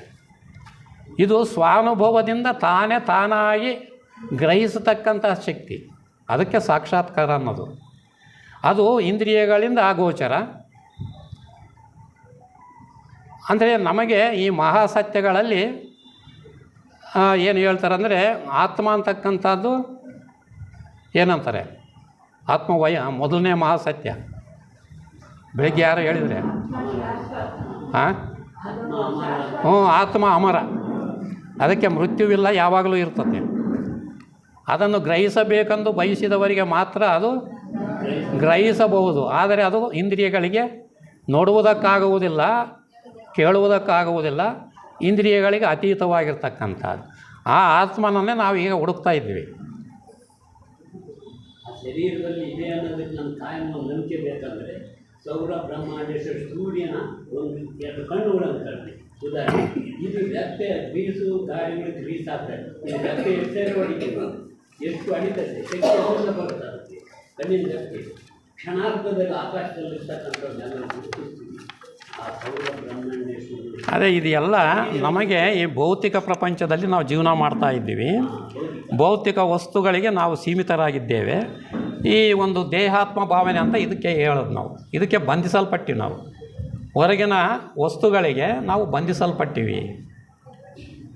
ಅದು ದೇಹ ಭಾವನೆ. ನಮ್ಮ ಪ್ರಜ್ಞೆ ಅಂತಕ್ಕಂಥದ್ದು, ಮಾನವನ ಪ್ರಜ್ಞೆ ವಿಷಯಗಳಿಗೆ ಅದರೊಳಗನೆ ಕೂಡಿಕೊಂಡಾಗ ಅದು ಎಷ್ಟರ ಮಟ್ಟಿಗೆ ಕೂಡಿಕೊಳ್ತದೆ ಅಂತ ಹೇಳಿದ್ರೆ ಈ ದೇಹವೇ ನಾನು ಅನ್ನೋಷ್ಟರ ಮಟ್ಟಿಗೆ ಅದ್ರ ಮಟ್ಟಿಗೆ ಬಂಧಿಸಲ್ಪಟ್ಟಿರ್ತದೆ. ದೇಹವೇ ನಾನು ಅಷ್ಟರ ಮಟ್ಟಿಗೆ ಆ ಒಂದು ಪ್ರಜ್ಞೆ ಅಂತಕ್ಕಂಥದ್ದು ಅದರಲ್ಲಿ ಬಂಧಿಸಲ್ಪಟ್ಟಿರ್ತದೆ. ಬಂಧನ ಯಾವ ರೀತಿಯಲ್ಲಿ ಉಂಟಾಗುತ್ತೆ ಅನ್ನತಕ್ಕಂಥದ್ದಕ್ಕೆ ಈ ರೀತಿ ಬಂಧನ ಯಾಕಂತಂದರೆ ಆಶೆಗಳು ನಮ್ಮನ್ನು ಬಂಧಿಸ್ತವೆ. ಆ ಆಸೆಗಳು ಯಾಕೆ ಬಂಧಿಸ್ತಾವಂದರೆ ನಾವು ಅದರಿಂದ ಪಡೆದಿರ್ತಕ್ಕಂತಹ ಒಂದು ಉಪಯೋಗ, ಅದು ಪುನಃ ಪುನಃ ಅದೇ ಬೇಕು ಅಂತೀವಿ. ಪ್ರತಿಯೊಬ್ಬ ವ್ಯಕ್ತಿಯು ತನಗೆ ಯಾವುದು ಇಷ್ಟವಾಗಿರ್ತದೋ ಅದನ್ನೇ ಪುನಃ ಪುನಃ ಬೇಕಂತೀವಿ. ಅದು ಬೇಕಂದಾಗ ಆ ವಸ್ತು ಇಲ್ಲದಿದ್ದರೂ ಕೂಡ ನಿನ್ನ ಮನದಲ್ಲಿ ಆ ಒಂದು ಕ್ರಿಯೆ ನಡೀತದೆ. ಅಂದರೆ ನಾವು ಈ ಹಿಂದೆ ಅನುಭವಿಸಿರ್ತಕ್ಕಂತಹದ್ದು ಅಲ್ಲಿ ಜ್ಞಾಪಕದ ಸ್ಥಿತಿಯಲ್ಲಿ ಉಳಿದಿರ್ತದೆ. ಪುನಃ ನಾನು ವಸ್ತು ಇಲ್ಲ ಆದರೂ ಕೂಡ ನಾನು ಜ್ಞಾಪಿಸ್ಕೊಳ್ತೀನಿ. ಜ್ಞಾಪಿಸ್ತಿದ್ದಂಗೆ ನನ್ನ ಬಾಯಲ್ಲಿ ಜೊಲ್ಲು ಬರ್ತದೆ, ವಸ್ತುನೇ ಇಲ್ಲ. ಇದು ನಾವೆಲ್ಲರೂ ಕೂಡ ಅನುಭವಿಸಿರ್ತಕ್ಕಂತಹ ಸ್ಥಿತಿ. ಅಂದರೆ ಈ ರೀತಿಯಲ್ಲಿ ಬಂಧನ ಅಂತಕ್ಕಂಥದ್ದು ಯಾಕೆ ಉಂಟಾಗುತ್ತೆ ಅಂದರೆ, ಅದೇ ವಸ್ತು ನನಗೆ ಬೇಕು ಅಂತಕ್ಕಂತಹ ಮೇಲಿಂದ ಮೇಲೆ ಯಾವಾಗ ಆ ಆಸೆಯನ್ನು ಪ್ರಬಲವಾಗಿ ಬೆಳೆಸ್ತೀವೋ ಆಗ ಈ ಬಂಧನ ಅಂತಕ್ಕಂಥದ್ದು ಏರ್ಪಡ್ತದೆ. ಇವಾಗ ನಾವು ಏನೋ ತಿಂದುಬಿಟ್ವಿ, ಅಲ್ಲಿಗೆ ಮುಗಿಸಿಬಿಡ್ಬೇಕು ಅದನ್ನು. ಅದು ಬಂಧನಕ್ಕೆ ಒಳಗಾಗಿದ್ದೀವಿ ಅಂತ ಹೇಳಿದರೆ ಪುನಃ ಪುನಃ ಅದನ್ನು ಬಯಸ್ತೀವಿ. ಅದು ನಿನಗೆ ಒಳಗಡೆ ಒಂದು ಜ್ಞಾಪಕವಾಗಿ ಉಳಿದಿರ್ತದೆ. ಆ ಜ್ಞಾಪಕ ಮೇಲಿಂದ ಮೇಲೆ ಮಾಡುತ್ತಿದ್ದರೆ ಆ ರೀತಿಯಲ್ಲಿ ಆ ಒಂದು ಭೂತ ಭವಿಷ್ಯತ್ತುಗಳು ಅಂತಕ್ಕಂತಹವು ಏನಿರ್ತವೆ, ನನಗೆ ಇಂತಹದ್ದೇ ಆಹಾರ ಬೇಕು ಅಂತ ತಕ್ಷಣವೇ ಆ ಹಿಂದೆ ಇರ್ತಕ್ಕಂಥ ಅನುಭವವೇ ನಿನಗೆ ಮುಂದೆ ನನಗೆ ಇದು ಬೇಕು ಅಂತಕ್ಕಂತಹ ಆ ಒಂದು ಆಶೆಯನ್ನು ಹುಟ್ಟಿಸ್ತದೆ. ಆ ಆಸೆ ಈಗ ಹುಟ್ಟಿರ್ತಕ್ಕಂಥದ್ದು ನಿನಗೆ ಬರ್ತಕ್ಕಂಥದ್ದು ಭವಿಷ್ಯದಲ್ಲಿ, ಈಗ ಬರೋದಿಲ್ಲ. ಅಂದರೆ ಹಿಂದಿನ ಒಂದು ಆ ಅನುಭವದ ಆ ಅನುಭವ ನಿನಗೆ ಪುನಃ ಬೇಕು ಅಂದಾಗ ಆ ಒಂದು ಆಸೆಯನ್ನು ಹುಟ್ಟುತ್ತೆ. ಆಸೆ ಹುಟ್ಟಿದ ತಕ್ಷಣವೇ ಸಿಗೋದಿಲ್ಲ ನಿನಗೆ. ಅದನ್ನು ಪಡೆಯಬೇಕು ಅಂತ ಹೇಳಿದರೆ ಅದು ನಿನಗೆ ಭವಿಷ್ಯದಲ್ಲಿ ಸಿಗುತ್ತದೆ. ಅಂದರೆ ಈ ರೀತಿ ನಮ್ಮ ಜೀವನ ಭೂತ ಮತ್ತು ಭವಿಷ್ಯತ್ತುಗಳ ನಡುವೆ ಇದೆಯೇ ಹೊರತು ನಾವು ವರ್ತಮಾನದಲ್ಲಿ ಇಲ್ಲೇ ಇಲ್ಲ. ಎಲ್ಲ ಗಳಿಸ್ತಾ ಇದ್ದೀವಿ, ಆದರೆ ಅದನ್ನು ಉಪಯೋಗಿಸ್ಬೇಕಂತಕ್ಕಂತಹ ಮನೋಭಾವನೆ ನಮ್ಮಲ್ಲಿ ಇಲ್ಲ. ಅಂದರೆ ಈಗ ಹೆಚ್ಚಾಗಿ ಈ ಹಣ ಅಂತ ಏನು ಅವರು ತಮ್ಮ ಜೀವನದಲ್ಲಿ ತೊಡಗುತ್ತಾರೆ, ಅವ್ರಿಗೆ ಅದನ್ನು ಯಾವ ರೀತಿಯಲ್ಲಿ ಉಪಯೋಗಿಸಬೇಕು ಅನುಭವಿಸ್ಬೇಕು ಅಂತಕ್ಕಂಥಕ್ಕೆ ಅವ್ರಿಗೆ ಕಾಲನೇ ಸಿಗೋದಿಲ್ಲ, ಸಮಯನೇ ಸಿಗೋದಿಲ್ಲ. ರೊಕ್ಕ ಹೆಚ್ಚಾಗಿ ಆತ್ಮಹತ್ಯೆಗಳು ನಡೀತಾ ಇದ್ದಾವೆ.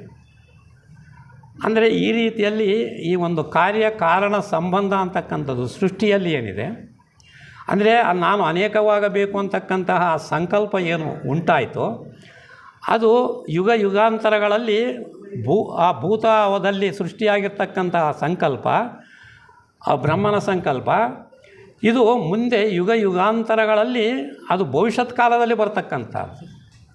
ಇದು ಈ ಕಾರ್ಯಕಾರಣ ಸಂಬಂಧ. ಇದು ಅದೇ ಕಾರ್ಯಕಾರಣ ಸಂಬಂಧ ನಮ್ಮ ಜೀವನದಲ್ಲಿ ನಡೀತಾ ಇದೆ. ಈಗ ಇದನ್ನು ಬಿಡಿಸಿಕೊಳ್ಳಬೇಕು. ಈ ಬಂಧನದಲ್ಲಿ ಸಿಲುಕಿಕೊಂಡಿದ್ದೇವೆ. ಇದನ್ನು ಬಿಡಿಸಿಕೊಳ್ಳಬೇಕಂದ್ರೆ ಯಾವುದು ಕಾರಣವಾಗಿದೆಯೋ ಕಾರ್ಯಕ್ಕೆ, ಆ ಒಂದು ಕಾರಣವನ್ನು ಅರಿತು ಆ ಕಾರಣದಿಂದ ಮುಕ್ತರಾಗಬೇಕು. ಆದರೆ ಅದು ಮುಕ್ತವಾಗುವುದಕ್ಕೆ ನಮಗೆ ಕೊಟ್ಟಿರ್ತಕ್ಕಂತಹ ಮಾರ್ಗಗಳು ಏನು ಅಂತ ಹೇಳಿದರೆ, ಈಗ ನಮಗೆ at the feet of the master ಪರಮಗುರು ಚರಣ ಸನ್ನಿಧಿಯ ಏನು ಬರೆದಿದ್ದಾರೆ ಅಂದರೆ, ಟು ನಾಕ್ ದಿ ಡೋರ್ ಆಫ್ ಮಾಸ್ಟರ್ಸ್.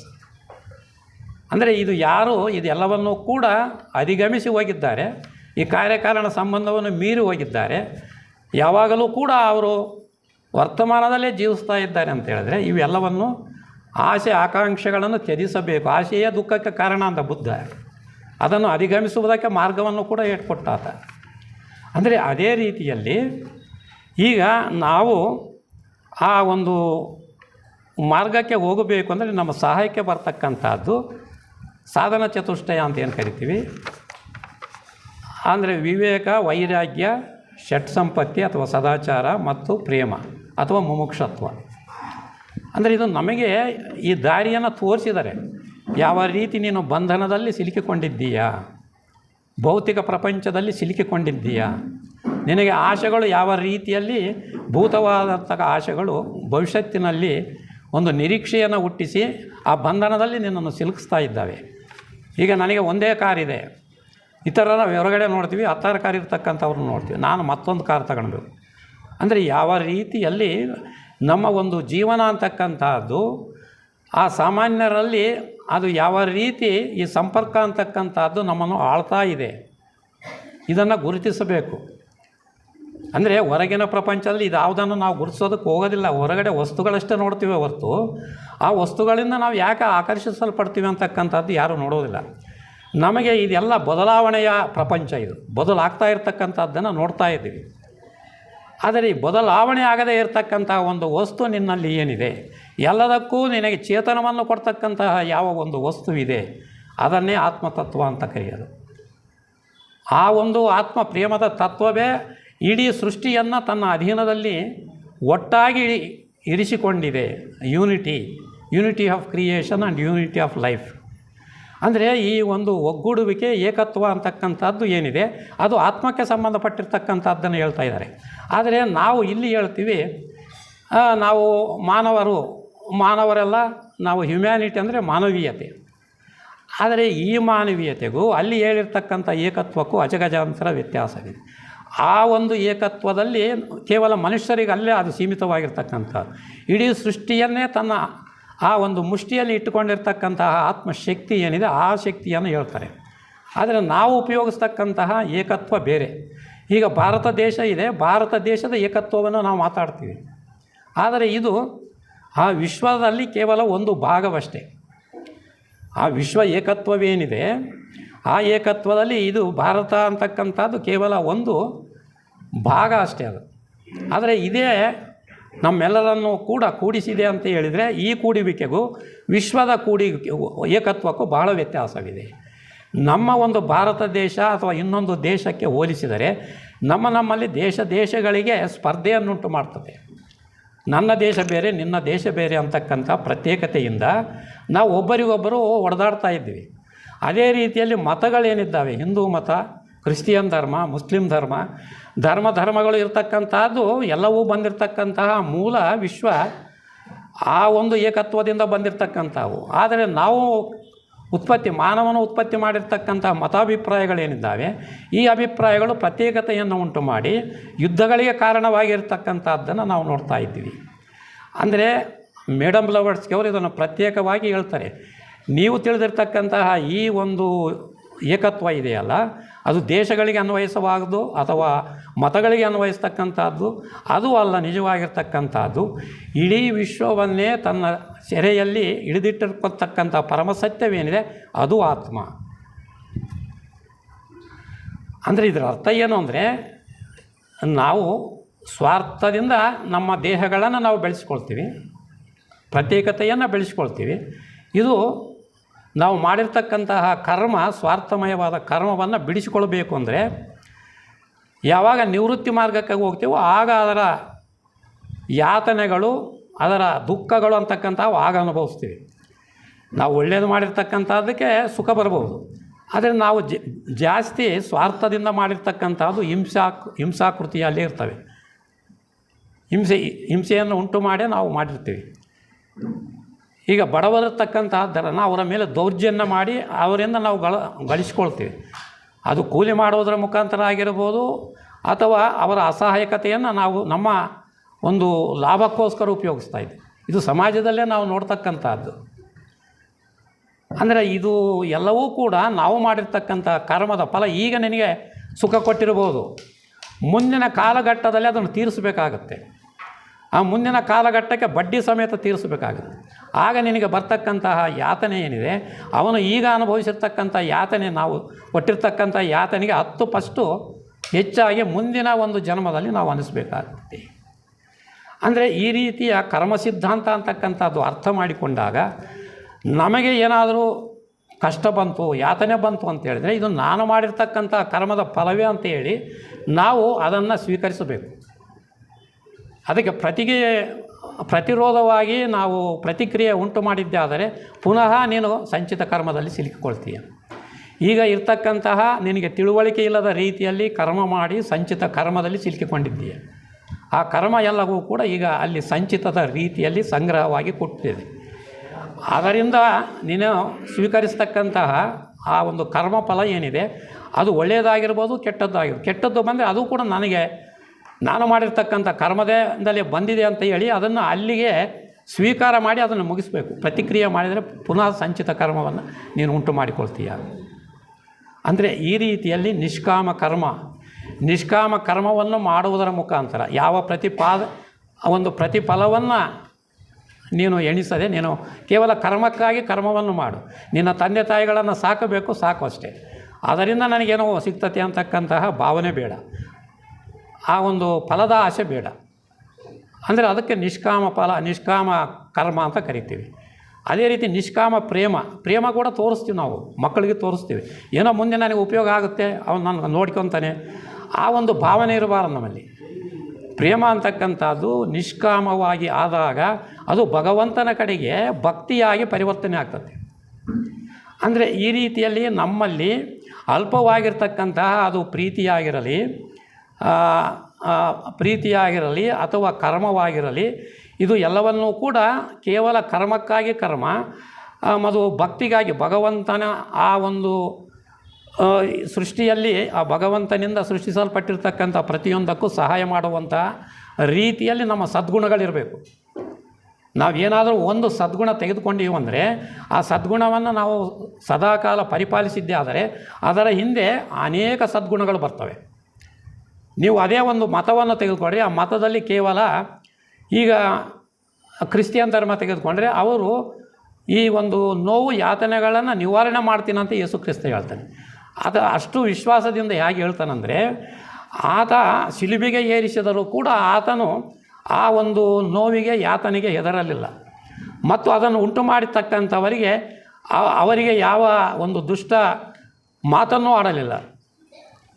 ಅಂದರೆ ಅಂತಹ ಒಂದು ಶಕ್ತಿ ಆತನಲ್ಲಿ ಇರುವುದರಿಂದ ಇತರರ ಯಾತನೆಯನ್ನು ನಾನು ಕಳೆಯಬಲ್ಲೆ ಅಂತಕ್ಕಂತಹ ಆ ಒಂದು ಆಂತರಿಕವಾಗಿರ್ತಕ್ಕಂತಹ ದಿವ್ಯ ಶಕ್ತಿ ಆತನಲ್ಲಿರ್ತದೆ. ಅಂದರೆ ಈ ರೀತಿಯಲ್ಲಿ ಪ್ರತಿಯೊಂದು ಮತ ಕೃಷ್ಣ ಪ್ರೇಮ, ಅಂದರೆ ಪ್ರೇಮ ಅಂತ ಹೇಳಿದರೆ ಅದು ಎಲ್ಲರನ್ನೂ, ಇಡೀ ಸೃಷ್ಟಿಯಲ್ಲಿರ್ತಕ್ಕಂಥ ಎಲ್ಲವನ್ನೂ ಕೂಡ ಪ್ರೇಮದಿಂದ ನೋಡ್ತಕ್ಕಂತಹ ಅಮೋಘವಾಗಿರ್ತಕ್ಕಂತಹ ಪ್ರೇಮ.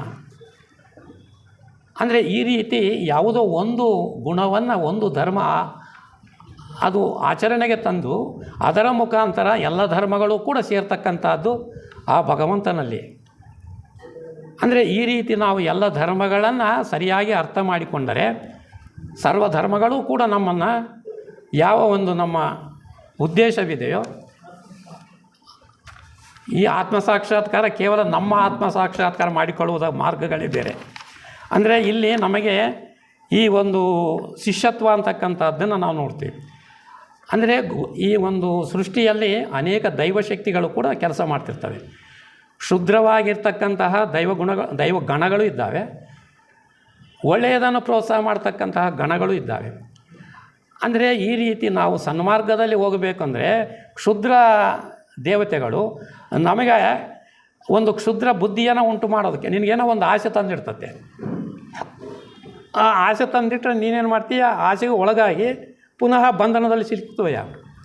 ಇವು ಕುಚೋದ್ಯಗಳು ಅಂತ ಕರೀತಾರೆ.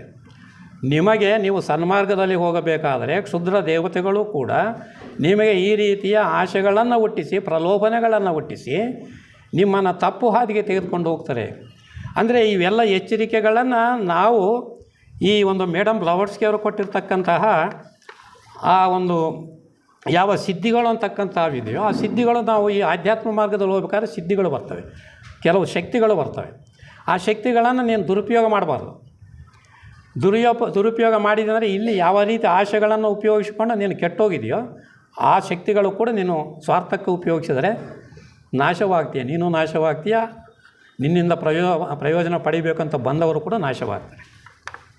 ಅದು ತಕ್ಷಣವೇ ಅವನಿಗೆ ಪ್ರಯೋಜನ ಆಗಬಹುದು, ಆದರೆ ಮುಂದಿನ ಸಮಯದಲ್ಲಿ ಅದು ಆ ಪ್ರತಿಕ್ರಿಯೆ ಬಂದಾಗ ಆತನಿಗೆ ಅದರ ಒಂದು ಸಹಜತೆ ಅಂತಕ್ಕಂಥದ್ದು ಅರ್ಥವಾಗ್ತದೆ. ಅಂದರೆ ಈ ರೀತಿಯಲ್ಲಿ ನಾವು ಆ ಮಾರ್ಗದಲ್ಲಿ ಹೋಗಬೇಕು ಅಂದರೆ, ನಮ್ಮ ಆತ್ಮ ಸಾಕ್ಷಾತ್ಕಾರವಾಗಬೇಕು ಅಂದರೆ ಈ ಉಮೇದುವಾರ ಶಿಷ್ಯತ್ವ ಅಂತಕ್ಕಂಥದ್ದು ಈ ಒಂದು ಅದಕ್ಕೆ ಹೋಗಬೇಕಂದ್ರೆ ವಿವೇಕ, ವೈರಾಗ್ಯ, ಷಟ್ಸಂಪತ್ತಿ, ಮುಮುಕ್ಷತ್ವ ಅವು ನಮ್ಮ ನಿತ್ಯ ಜೀವನದಲ್ಲಿ ಅಳವಡಿಸ್ಕೊಳ್ಬೇಕು. ವಿವೇಕ ಅಂದರೆ ಯಾವುದು ನಿಜವಾಗಿದೆಯೋ, ಯಾವುದು ಎಲ್ಲ ಕಾಲದಲ್ಲಿ ಇರ್ತದೋ, ಯಾವುದು ಸತ್ಯ ಅಂತ ಹೇಳ್ತೀವೋ ಅದರ ಹಿಂದೆ ಹೋಗಬೇಕೇ ಹೊರತು ಯಾವುದು ಈ ಒಂದು ವಸ್ತುಗಳೇನಿದ್ದಾವೆ ಯಾವ ವಸ್ತು ತೆಗೆದುಕೊಂಡ್ರೆ ಅವು ನಾಶ ಆಗ್ತವೆ. ಸೃಷ್ಟಿಯಾಗಿರ್ತಕ್ಕಂಥ ಪ್ರತಿಯೊಂದು ವಸ್ತುವು ಕೂಡ ನಾಶ ಆಗ್ತದೆ. ಅದು ಏನಂದರೆ ಕಾಲ ವ್ಯತ್ಯಾಸ ಇರ್ತದೆ ಅಷ್ಟೇ. ಅಂದರೆ ಇಂತಹ ವಿಷಯ ವಸ್ತುಗಳ ಬೆನ್ನತ್ತಿ ನೀನು ಯಾವುದೋ ಸುಖ ಪಡಿಬೇಕಂತ ಹೋಗ್ತಾ ಇದ್ದೀಯ, ಅದು ಅಲ್ಪ ಸುಖ, ಅದರಿಂದ ಉಪಯೋಗ ಇಲ್ಲ. ನಿನ್ನ ಸಹಜ ಗುಣವೇ ಅತಿ ಪರಾಕಾಷ್ಠೆಯನ್ನು ಹೊಂದಿರತಕ್ಕಂತಹ ಸುಖ ನಿಂದು. ಅದನ್ನು ಆನಂದ ಅಂತ ಕರೀತಾರೆ. ಅದು ಆನಂದದ ಪರಮಾತ್ಮನ ಆನಂದದ ಭಾಗವೇ ಇಲ್ಲಿ ನಮಗೆ ಅಲ್ಪ ಅಲ್ಪವಾಗಿ ಆ ಪ್ರಕೃತಿಯ ಆವರಣಗಳಿಂದ ಆತ್ಮತತ್ವದ ಮೇಲೆ ಪ್ರಕೃತಿ ಆವರಣಗಳು ಬಿದ್ದು ಅದರ ಸ್ವಲ್ಪ ಭಾಗವನ್ನು ನಾವು ಇಲ್ಲಿ ಕೆಳಗಡೆ ಅನುಭವಿಸ್ತಾ ಇರ್ತೀವಿ. ಅದನ್ನು ಬೆನ್ನತ್ತಿ ನಾವು ಹೋದಂತೆಲ್ಲ ಈ ಯಾವ ರೀತಿಯಲ್ಲಿ ಪ್ರಕೃತಿ ಅಂತಕ್ಕಂಥದ್ದು ಆ ಪುರುಷಾತ್ಮನ ಮೇಲೆ ಆವರಣಗಳನ್ನು ಒದಿಸಿ ಈ ರೀತಿಯ ಆ ಒಂದು ಮಾಯೆಯನ್ನು ಉಂಟು ಮಾಡ್ತದೆ. ಮಾಯೆ ಅಂದರೆ ಈ ಒಂದು ವಸ್ತುಗಳು ಬೇರೆ ಬೇರೆಯ ರೂಪವನ್ನು ಧರಿಸ್ತಕ್ಕಂಥದ್ದೇ ಅದು ಇಲ್ಯೂಷನ್, ಭ್ರಮೆಯನ್ನು ಹುಟ್ಟಿಸ್ತಕ್ಕಂಥ ರೀತಿಯಲ್ಲಿದೆ. ಅದು ಈಗ ನೀರಿರ್ತಕ್ಕಂಥದ್ದು ಅದು ಆವಿಯಾದರೆ ಅದು ಈ ಒಂದು ಹೆಚ್ಚಿನ ಸೂರ್ಯನ ಶಕ್ತಿಗೆ ಆವಿಯಾಗಿ ಹೋಗ್ತದೆ. ಆವಿಯಾಗಿರ್ತಕ್ಕಂಥ ಮತ್ತು ಅದರಲ್ಲಿ 4 ಭಾಗಗಳಿದ್ದಾವೆ. ವಾಯು, ಅತಿವಾಯು, ಸೂಕ್ಷ್ಮಾತಿವಾಯು ಅಂತಕ್ಕಂಥ ಮತ್ತು 4 ಭಾಗಗಳಿದ್ದಾವೆ. ಅಂದರೆ ಈ ರೀತಿ ವಸ್ತುಗಳ ಬದಲಾವಣೆಯನ್ನು ನಾವು ಇದೇ ನಿಜ ಅಂತಕ್ಕಂಥ ಒಂದು ತಪ್ಪು ಕಲ್ಪನೆಯಲ್ಲಿ ಇದ್ದಾವೆ. ಸೃಷ್ಟಿ ಅಂತಕ್ಕಂಥದ್ದು ಯಾವ ರೀತಿ ಮಾಯೆಯಲ್ಲಿ ನಮ್ಮನ್ನು ಸಿಲುಕಿಸಿದೆ ಅಂದರೆ ಈ ಒಂದು ಪಂಚಭೂತಗಳ ಯಾವ ಒಂದು ಆ ಬದಲಾವಣೆ ಅಂತಕ್ಕಂಥದ್ದು ಆಗ್ತದೋ ಆ ಬದಲಾವಣೆಯ ಹಿನ್ನೆಲೆಯಲ್ಲಿ ನಾವು ಅದೇ ನಿಜ ಏನೋ ಅಂತೇಳಿ ವಸ್ತು ಈಗ ನೋಡ್ತಾ ಇರ್ತೀವಿ. ಈ ವಸ್ತು ಈಗ ಏನು ಇದು ವಸ್ತು ಇರ್ತದೆ, ಇನ್ನೊಂದು ಗಂಟೆ ಒಳಗಡೆ ಇದು ಬದಲಾಗಿರ್ತದೆ. ಇಲ್ಲಿ ಎಷ್ಟು ಈ ಸೂರ್ಯನ ರಶ್ಮಿ ತಣ್ಣಗಿರ್ತಕ್ಕಂಥ ದೇಶಗಳಲ್ಲಿ ಆ ಬೆವರೇ ಬರೋದಿಲ್ಲ. ಈಗ ನಾವು ಬಳ್ಳಾರಿಯಲ್ಲಿ ಹೋದರೆ ಸದಾಕಾಲ ಅದು ಬೆವರು ಹೋಗ್ತಿರ್ತದೆ, ನೀರು ಮೇಲಿನ ಮೇಲೆ ನೀರು ಕುಡಿತೀವಿ. ಅದೇ ನೀವು ಪಾಶ್ಚಾತ್ಯ ದೇಶಗಳಿಗೂ ಹೋದರೆ ಅಲ್ಲಿ ಚಳಿ ಇರ್ತದೆ, ಅವರು ಹೆಚ್ಚಿನ ಆಹಾರ ತೆಗೆದುಕೊಳ್ತಾರೆ. ಹೆಚ್ಚಿನ ಆಹಾರ ತೆಗೆದುಕೊಂಡ್ರೆ ಹೆಚ್ಚಿನ ಶಾಖ ಒಳಗಡೆ ಉತ್ಪತ್ತಿ ಆಗ್ತದೆ. ಹೆಚ್ಚಿನ ಶಾಖ ಉತ್ಪತ್ತಿ ಆದರೆ ಅದು ಆ ಒಂದು ಥಂಡಿಗೆ ಅದು ಆ ಒಂದು ಅದನ್ನು ತಡೆದುಕೊಳ್ತಕ್ಕಂಥ ಶಕ್ತಿ ಕೊಡ್ತದೆ. ಅಂದರೆ ಈ ರೀತಿಯಲ್ಲಿ ವಾತಾವರಣದಲ್ಲಿರ್ತಕ್ಕಂತಹ ಈ ಒಂದು ಬಿಸಿಲಾಗಲಿ ತಂಪಾಗಲಿ ಯಾವ ರೀತಿಯಲ್ಲಿ ನಮ್ಮ ದೇಹದ ಮೇಲೆ ಪ್ರಭಾವವನ್ನು ಬೀರ್ತತೆ ಅಂತಕ್ಕಂಥದ್ದು ಕೂಡ ಬಹಳ ಮುಖ್ಯವಾಗಿರ್ತಕ್ಕಂಥ ವಿಚಾರ. ಯಾಕಂದರೆ ನಾವು ಇರ್ತಕ್ಕಂಥದ್ದೇ ಬೆಳೆಯತಕ್ಕಂಥದ್ದೇ ಹೊರಗಿನ ವಾತಾವರಣದಲ್ಲಿ. ಆ ವಾತಾವರಣ ಇರ್ತಕ್ಕಂಥದ್ದೇ ಪ್ರಕೃತಿಯಿಂದ ಪಂಚಭೂತಗಳಿಂದ ನಿರ್ಮಿತವಾಗಿರ್ತಕ್ಕಂಥದ್ದು. ಈ ಪಂಚಭೂತಗಳನ್ನು ಅದರ ಒಳಗಡೆ ಇದ್ದು ಎಲ್ಲದಕ್ಕೂ ಶಕ್ತಿಯನ್ನು ಕೊಡ್ತಕ್ಕಂಥದ್ದೇ ಆತ್ಮತತ್ವ. ಆತ್ಮತತ್ವ ಇರಲಿಲ್ಲ ಅಂತ ಹೇಳಿದರೆ ಇದು ಯಾವುದೋ ಒಂದು ಕ್ರಿಯೆಯೂ ಕೂಡ ನಡೆಯೋದಿಲ್ಲ. ಯಾವ ಪ್ರಾಣಶಕ್ತಿ ಇದೆಯೋ ಆ ಪ್ರಾಣಶಕ್ತಿ ಯಾವ ಚೇತನದಿಂದ ನಡೀತಾ ಇದೆಯೋ ಅದು ಈ ದೇಹವನ್ನು ಬಿಟ್ಟರೆ ಕೇವಲ ಪಂಚಭೂತಗಳಷ್ಟೇ ಉಳಿತವೆ. ಅಂದರೆ ಈ ರೀತಿಯಲ್ಲಿ ಆ ಒಂದು ಸತ್ಸಂಗದಲ್ಲಿ ಮತ್ತು ನಾವು ಅಧ್ಯಯನ ಮತ್ತು ಧ್ಯಾನ ಸದ್ಗುಣಾಭ್ಯಾಸಗಳನ್ನು ಮಾಡುತ್ತಾ ಉಮೇದುವಾರಿ ಶಿಷ್ಯತ್ವದಿಂದ ಸ್ವೀಕೃತ ಶಿಷ್ಯತ್ವಕ್ಕೆ ನಾವು ಹೋಗಬಹುದು. ಯಾವಾಗ ಗುರುಗಳ ಆ ಒಂದು ಮನೋಭಾವನೆಗೂ ನಮ್ಮ ಮನೋಭಾವನೆಗೆ ಒಂದಾಗುವ ರೀತಿಯಲ್ಲಿ ನಮ್ಮ ಸದ್ಗುಣಗಳನ್ನು ಬೆಳೆಸಿಕೊಂಡಾಗ ಈಗ ನಾವು ಎಲ್ಲ ಋಣಾನುಬಂಧದಿಂದ ತಂದೆ ತಾಯಿಗಳನ್ನು ಆರಿಸಿಕೊಂಡು ಬಂದಿರತಕ್ಕಂಥವರು. ನಾವು ಒಮ್ಮೆ ಈ ಆಧ್ಯಾತ್ಮಿಕ ಇದಕ್ಕೆ ಬಂದಿದ್ದೀವಿ ಅಂತ ಹೇಳಿದರೆ ನಮ್ಮ ಈ ಹುಟ್ಟು ಸಾವುಗಳು ಅಂತಕ್ಕಂಥವು ಆ ರೀತಿ ಯೋನಿಯ ರೂಪದಲ್ಲಿ ಬರದೆ ನಮ್ಮ ಈ ಎಲ್ಲ ಯಾವ ಒಂದು ತಂದೆ ತಾಯಿಗಳು ಅಂದರೆ ನಾವು ಮಾಡಿರ್ತಕ್ಕಂತಹ ಆ ಒಂದು ಬಂಧನಗಳನ್ನು ಬಿಡಿಸಿಕೊಂಡಿದ್ದೇ ಆದರೆ ನಾವು ಮುಂದೆ ಗುರುಪುತ್ರ ಅಂತೇಳಿ ಗುರುಗಳು ಯಾರು ನಮ್ಮನ್ನು ಕೈ ಹಿಡಿದು ನಡೆಸ್ಕೊಂಡು ಹೋಗ್ತಾರೋ ಗುರುಪುತ್ರ ಸ್ಥಿತಿಗೆ ಹೋಗ್ತೀವಿ. ಅದು ಅಯೋನಿಜ ಸ್ಥಿತಿ. ಯಾವ ಋಣಾನುಬಂಧವಿದೆ ಇದು ತೀರುವವರೆಗೂ ಕೂಡ ನಾವು ಯೋನಿಜರಾಗಿ ಬರ್ತೀವಿ. ಇದು ತೀರಿಸಿಕೊಂಡ ನಂತರ ನಿಷ್ಕಾಮ ಕರ್ಮ ಮಾಡುತ್ತಾ ಸಂಚಿತ ಕರ್ಮವನ್ನು ತೀರಿಸಿದ ನಂತರ ನಮಗೇನು ಋಣಾನುಬಂಧ ಉಳಿಯಲಿಲ್ಲ ಅಂದರೆ ಆ ಗುರುಗಳ ಪುತ್ರನಾಗಿ ಮುಂದೆ ಆಧ್ಯಾತ್ಮಿಕ ಕ್ರಿಯೆಯಲ್ಲಿ ನಾವು ತೊಡಗಿಕೊಳ್ಳುವುದಕ್ಕೆ ಸಾಧ್ಯ ಆಗುತ್ತೆ. ಅಂದರೆ ಈ ರೀತಿಯಲ್ಲಿ ಇನ್ನೂ ಅನೇಕ ವಿಷಯಗಳಿದ್ದಾವೆ. ಸಮಯ ಆಗಿರೋದ್ರಿಂದ ಗುರುಪುತ್ರ ಆದಮೇಲೆ ಇನ್ನು ನಮಗೆ ಈ ಒಂದು ಯಾವ ದೀಕ್ಷೆಗಳು ಅಂತ ಕರಿತೀವಿ 5 ದೀಕ್ಷೆಗಳು. 5 ದೀಕ್ಷೆಗಳಂದರೆ ಆತ್ಮ ಸಾಕ್ಷಾತ್ಕಾರವೇ 5ನೆಯ ದೀಕ್ಷೆ. ನನ್ನ ಯಾವ ಒಂದು ಮೂಲವಿದೆಯೋ ಆ 5ನೆಯ ದೀಕ್ಷೆಯಲ್ಲಿ ಇದು ಎಲ್ಲವನ್ನೂ ಕೂಡ ನಮ್ಮಲ್ಲಿ ಇರ್ತಕ್ಕಂಥ ದಶಬಂಧಗಳನ್ನು ಬಿಡಿಸಿಕೊಂಡು 4ನೆಯ ಅರ್ಹತ್ ಪದವಿಗೆ ಬಂದಾಗ ಇದು ಎಲ್ಲವನ್ನೂ ತೊರೆದು ಯಾವ ದೇಹ ಬುದ್ಧಿ ಇತ್ತೋ ಅದು ಎಲ್ಲವನ್ನೂ ಕೂಡ ತೊರೆದು ನಾವು ಈ ಒಂದು ದಶಬಂಧಗಳನ್ನು ಬಿಡಿಸಿಕೊಂಡು ಕೇವಲ ಉಳಿದಿರ್ತಕ್ಕಂತಹ ನಮ್ಮ ಸ್ಥಿತಿ ಏನಿರ್ತದೆ ಅದು ಆತ್ಮಸ್ಥಿತಿ. ಅದು ಸಾಕ್ಷಾತ್ಕಾರ. ಅದು ಯಾರಿಗೆ ಅವರೇ ಸಾಕ್ಷಾತ್ಕಾರ ಮಾಡ್ಕೊಳ್ಬೇಕು. ಇಲ್ಲಿ ಯಾರು ಹೇಳೋರು ಇರೋಂಗಿಲ್ಲ, ಕೇಳೋರು ಇರೋಂಗಿಲ್ಲ. ಬೋಧನೆಗಳು, ಗುರುಗಳು ಬೋಧನೆಗಳನ್ನು ಕೊಟ್ಟಿದ್ದಾರೆ. ಆ ಬೋಧನೆಗಳಿಗೆ ಅನುಸಾರವಾಗಿ ನಾವು ನಡ್ಕೊಳ್ಬೋದೇ ಹೊರತು ಗುರುಗಳೇ ನಮ್ಮನ್ನು ಕೈ ಹಿಡಿದು ಅವರು ನಮಗೋಸ್ಕರ ಕೆಲಸ ಮಾಡೋದು. ಅವರು ಕೊಟ್ಟಿರ್ತಕ್ಕಂಥ ಮಾರ್ಗದರ್ಶನದಲ್ಲಿ ನಾವು ಮುಂದುವರಿಬೇಕು. ಅಂದರೆ ಈ ರೀತಿಯಲ್ಲಿ ನಮ್ಮ ಆತ್ಮ ಸಾಕ್ಷಾತ್ಕಾರಕ್ಕೆ ಪ್ರತಿಯೊಬ್ಬರು ಅವರೇ ಸಾಧನೆಯನ್ನು ಮಾಡಿಕೊಂಡು ತಮ್ಮ ಗುರಿಯನ್ನು ಮುಟ್ಟಿಕೊಳ್ತಕ್ಕಂಥದ್ದೇ ಈ ಒಂದು ಆತ್ಮ ಸಾಕ್ಷಾತ್ಕಾರ ಅಂತಕ್ಕಂಥ ಪ್ರಕ್ರಿಯೆ. ಇದು ಹೇಳಿದಷ್ಟು ಸುಲಭವಾಗಿ ಆಗೋದಿಲ್ಲ. ಅದು ಸಾಧನೆ ಬೇಕು. ಅದು ಯುಗ ಜನ್ಮಾಂತರಗಳ ಒಂದು ಪ್ರಕ್ರಿಯೆಯಲ್ಲಿ ನಾವು ನಮ್ಮನ್ನು ತಿದ್ದಿಕೊಳ್ಳುತ್ತಾ ಹೋದಂತೆಲ್ಲ ಈ ಎಲ್ಲ ಭಾವನೆಗಳು ಏನಿದ್ದಾವೆ, ದೇಹ ಭಾವನೆಗಳೆಲ್ಲ ಅಳಿಸಿ ಹೋಗ್ತವೆ. ನಾವು ಈ ಬಂಧನಗಳೇನಿದ್ದಾವೆ, ತಂದೆ ತಾಯಿ ಇವೆಲ್ಲ ಬಂಧನಗಳು ಅಳಿಸಿ ಹೋಗ್ತವೆ. ಅದು ಇರ್ತಕ್ಕಂತಹ ಭಕ್ತಿಯ ಬಂಧನ, ದೈವ ಬಂಧನ ಒಂದೇ ಉಳಿತತೆ. ಅದು ದೈವಸ್ಥಿತಿ ತತ್ವ, ಅದು ಆತ್ಮಸ್ಥಿತಿ. ಅದು ನಮಗೆ ಹೆಂಗೆ ಆತ್ಮ ಇದೆಯೋ ಹಂಗೆ ವಿಶ್ವಕ್ಕೂ ಕೂಡ ಆತ್ಮವಿದೆ. ಅದರ ಒಂದು ಭಾಗವೇ ನಾವು. ಇದು ಅರಿತುಕೊಂಡರೆ ನಾವು ಮುಂದೆ ನಾವು ಕೆಲಸ ಮಾಡ್ತಕ್ಕಂಥದ್ದು ವಿಶ್ವಾತ್ಮನ ಮಟ್ಟದಲ್ಲಿ ಮಾಡ್ತೀವಿ. ದೈವೀ ಶಕ್ತಿಗಳೇನಿದ್ದಾವೆ ದೈವೀ ಶಕ್ತಿಗಳಾಗಿ ನಾವು ಕೆಲಸ ಮಾಡ್ತೀವಿ ಮುಂದೆ. ಈಗ ಇಲ್ಲಿ ಏನು ಗೌರ್ಮೆಂಟ್ನಲ್ಲಿ ಮಾಡ್ತಾಯಿದ್ವೋ ಇವೆಲ್ಲ ಹೋಗ್ಬಿಡ್ತವೆ.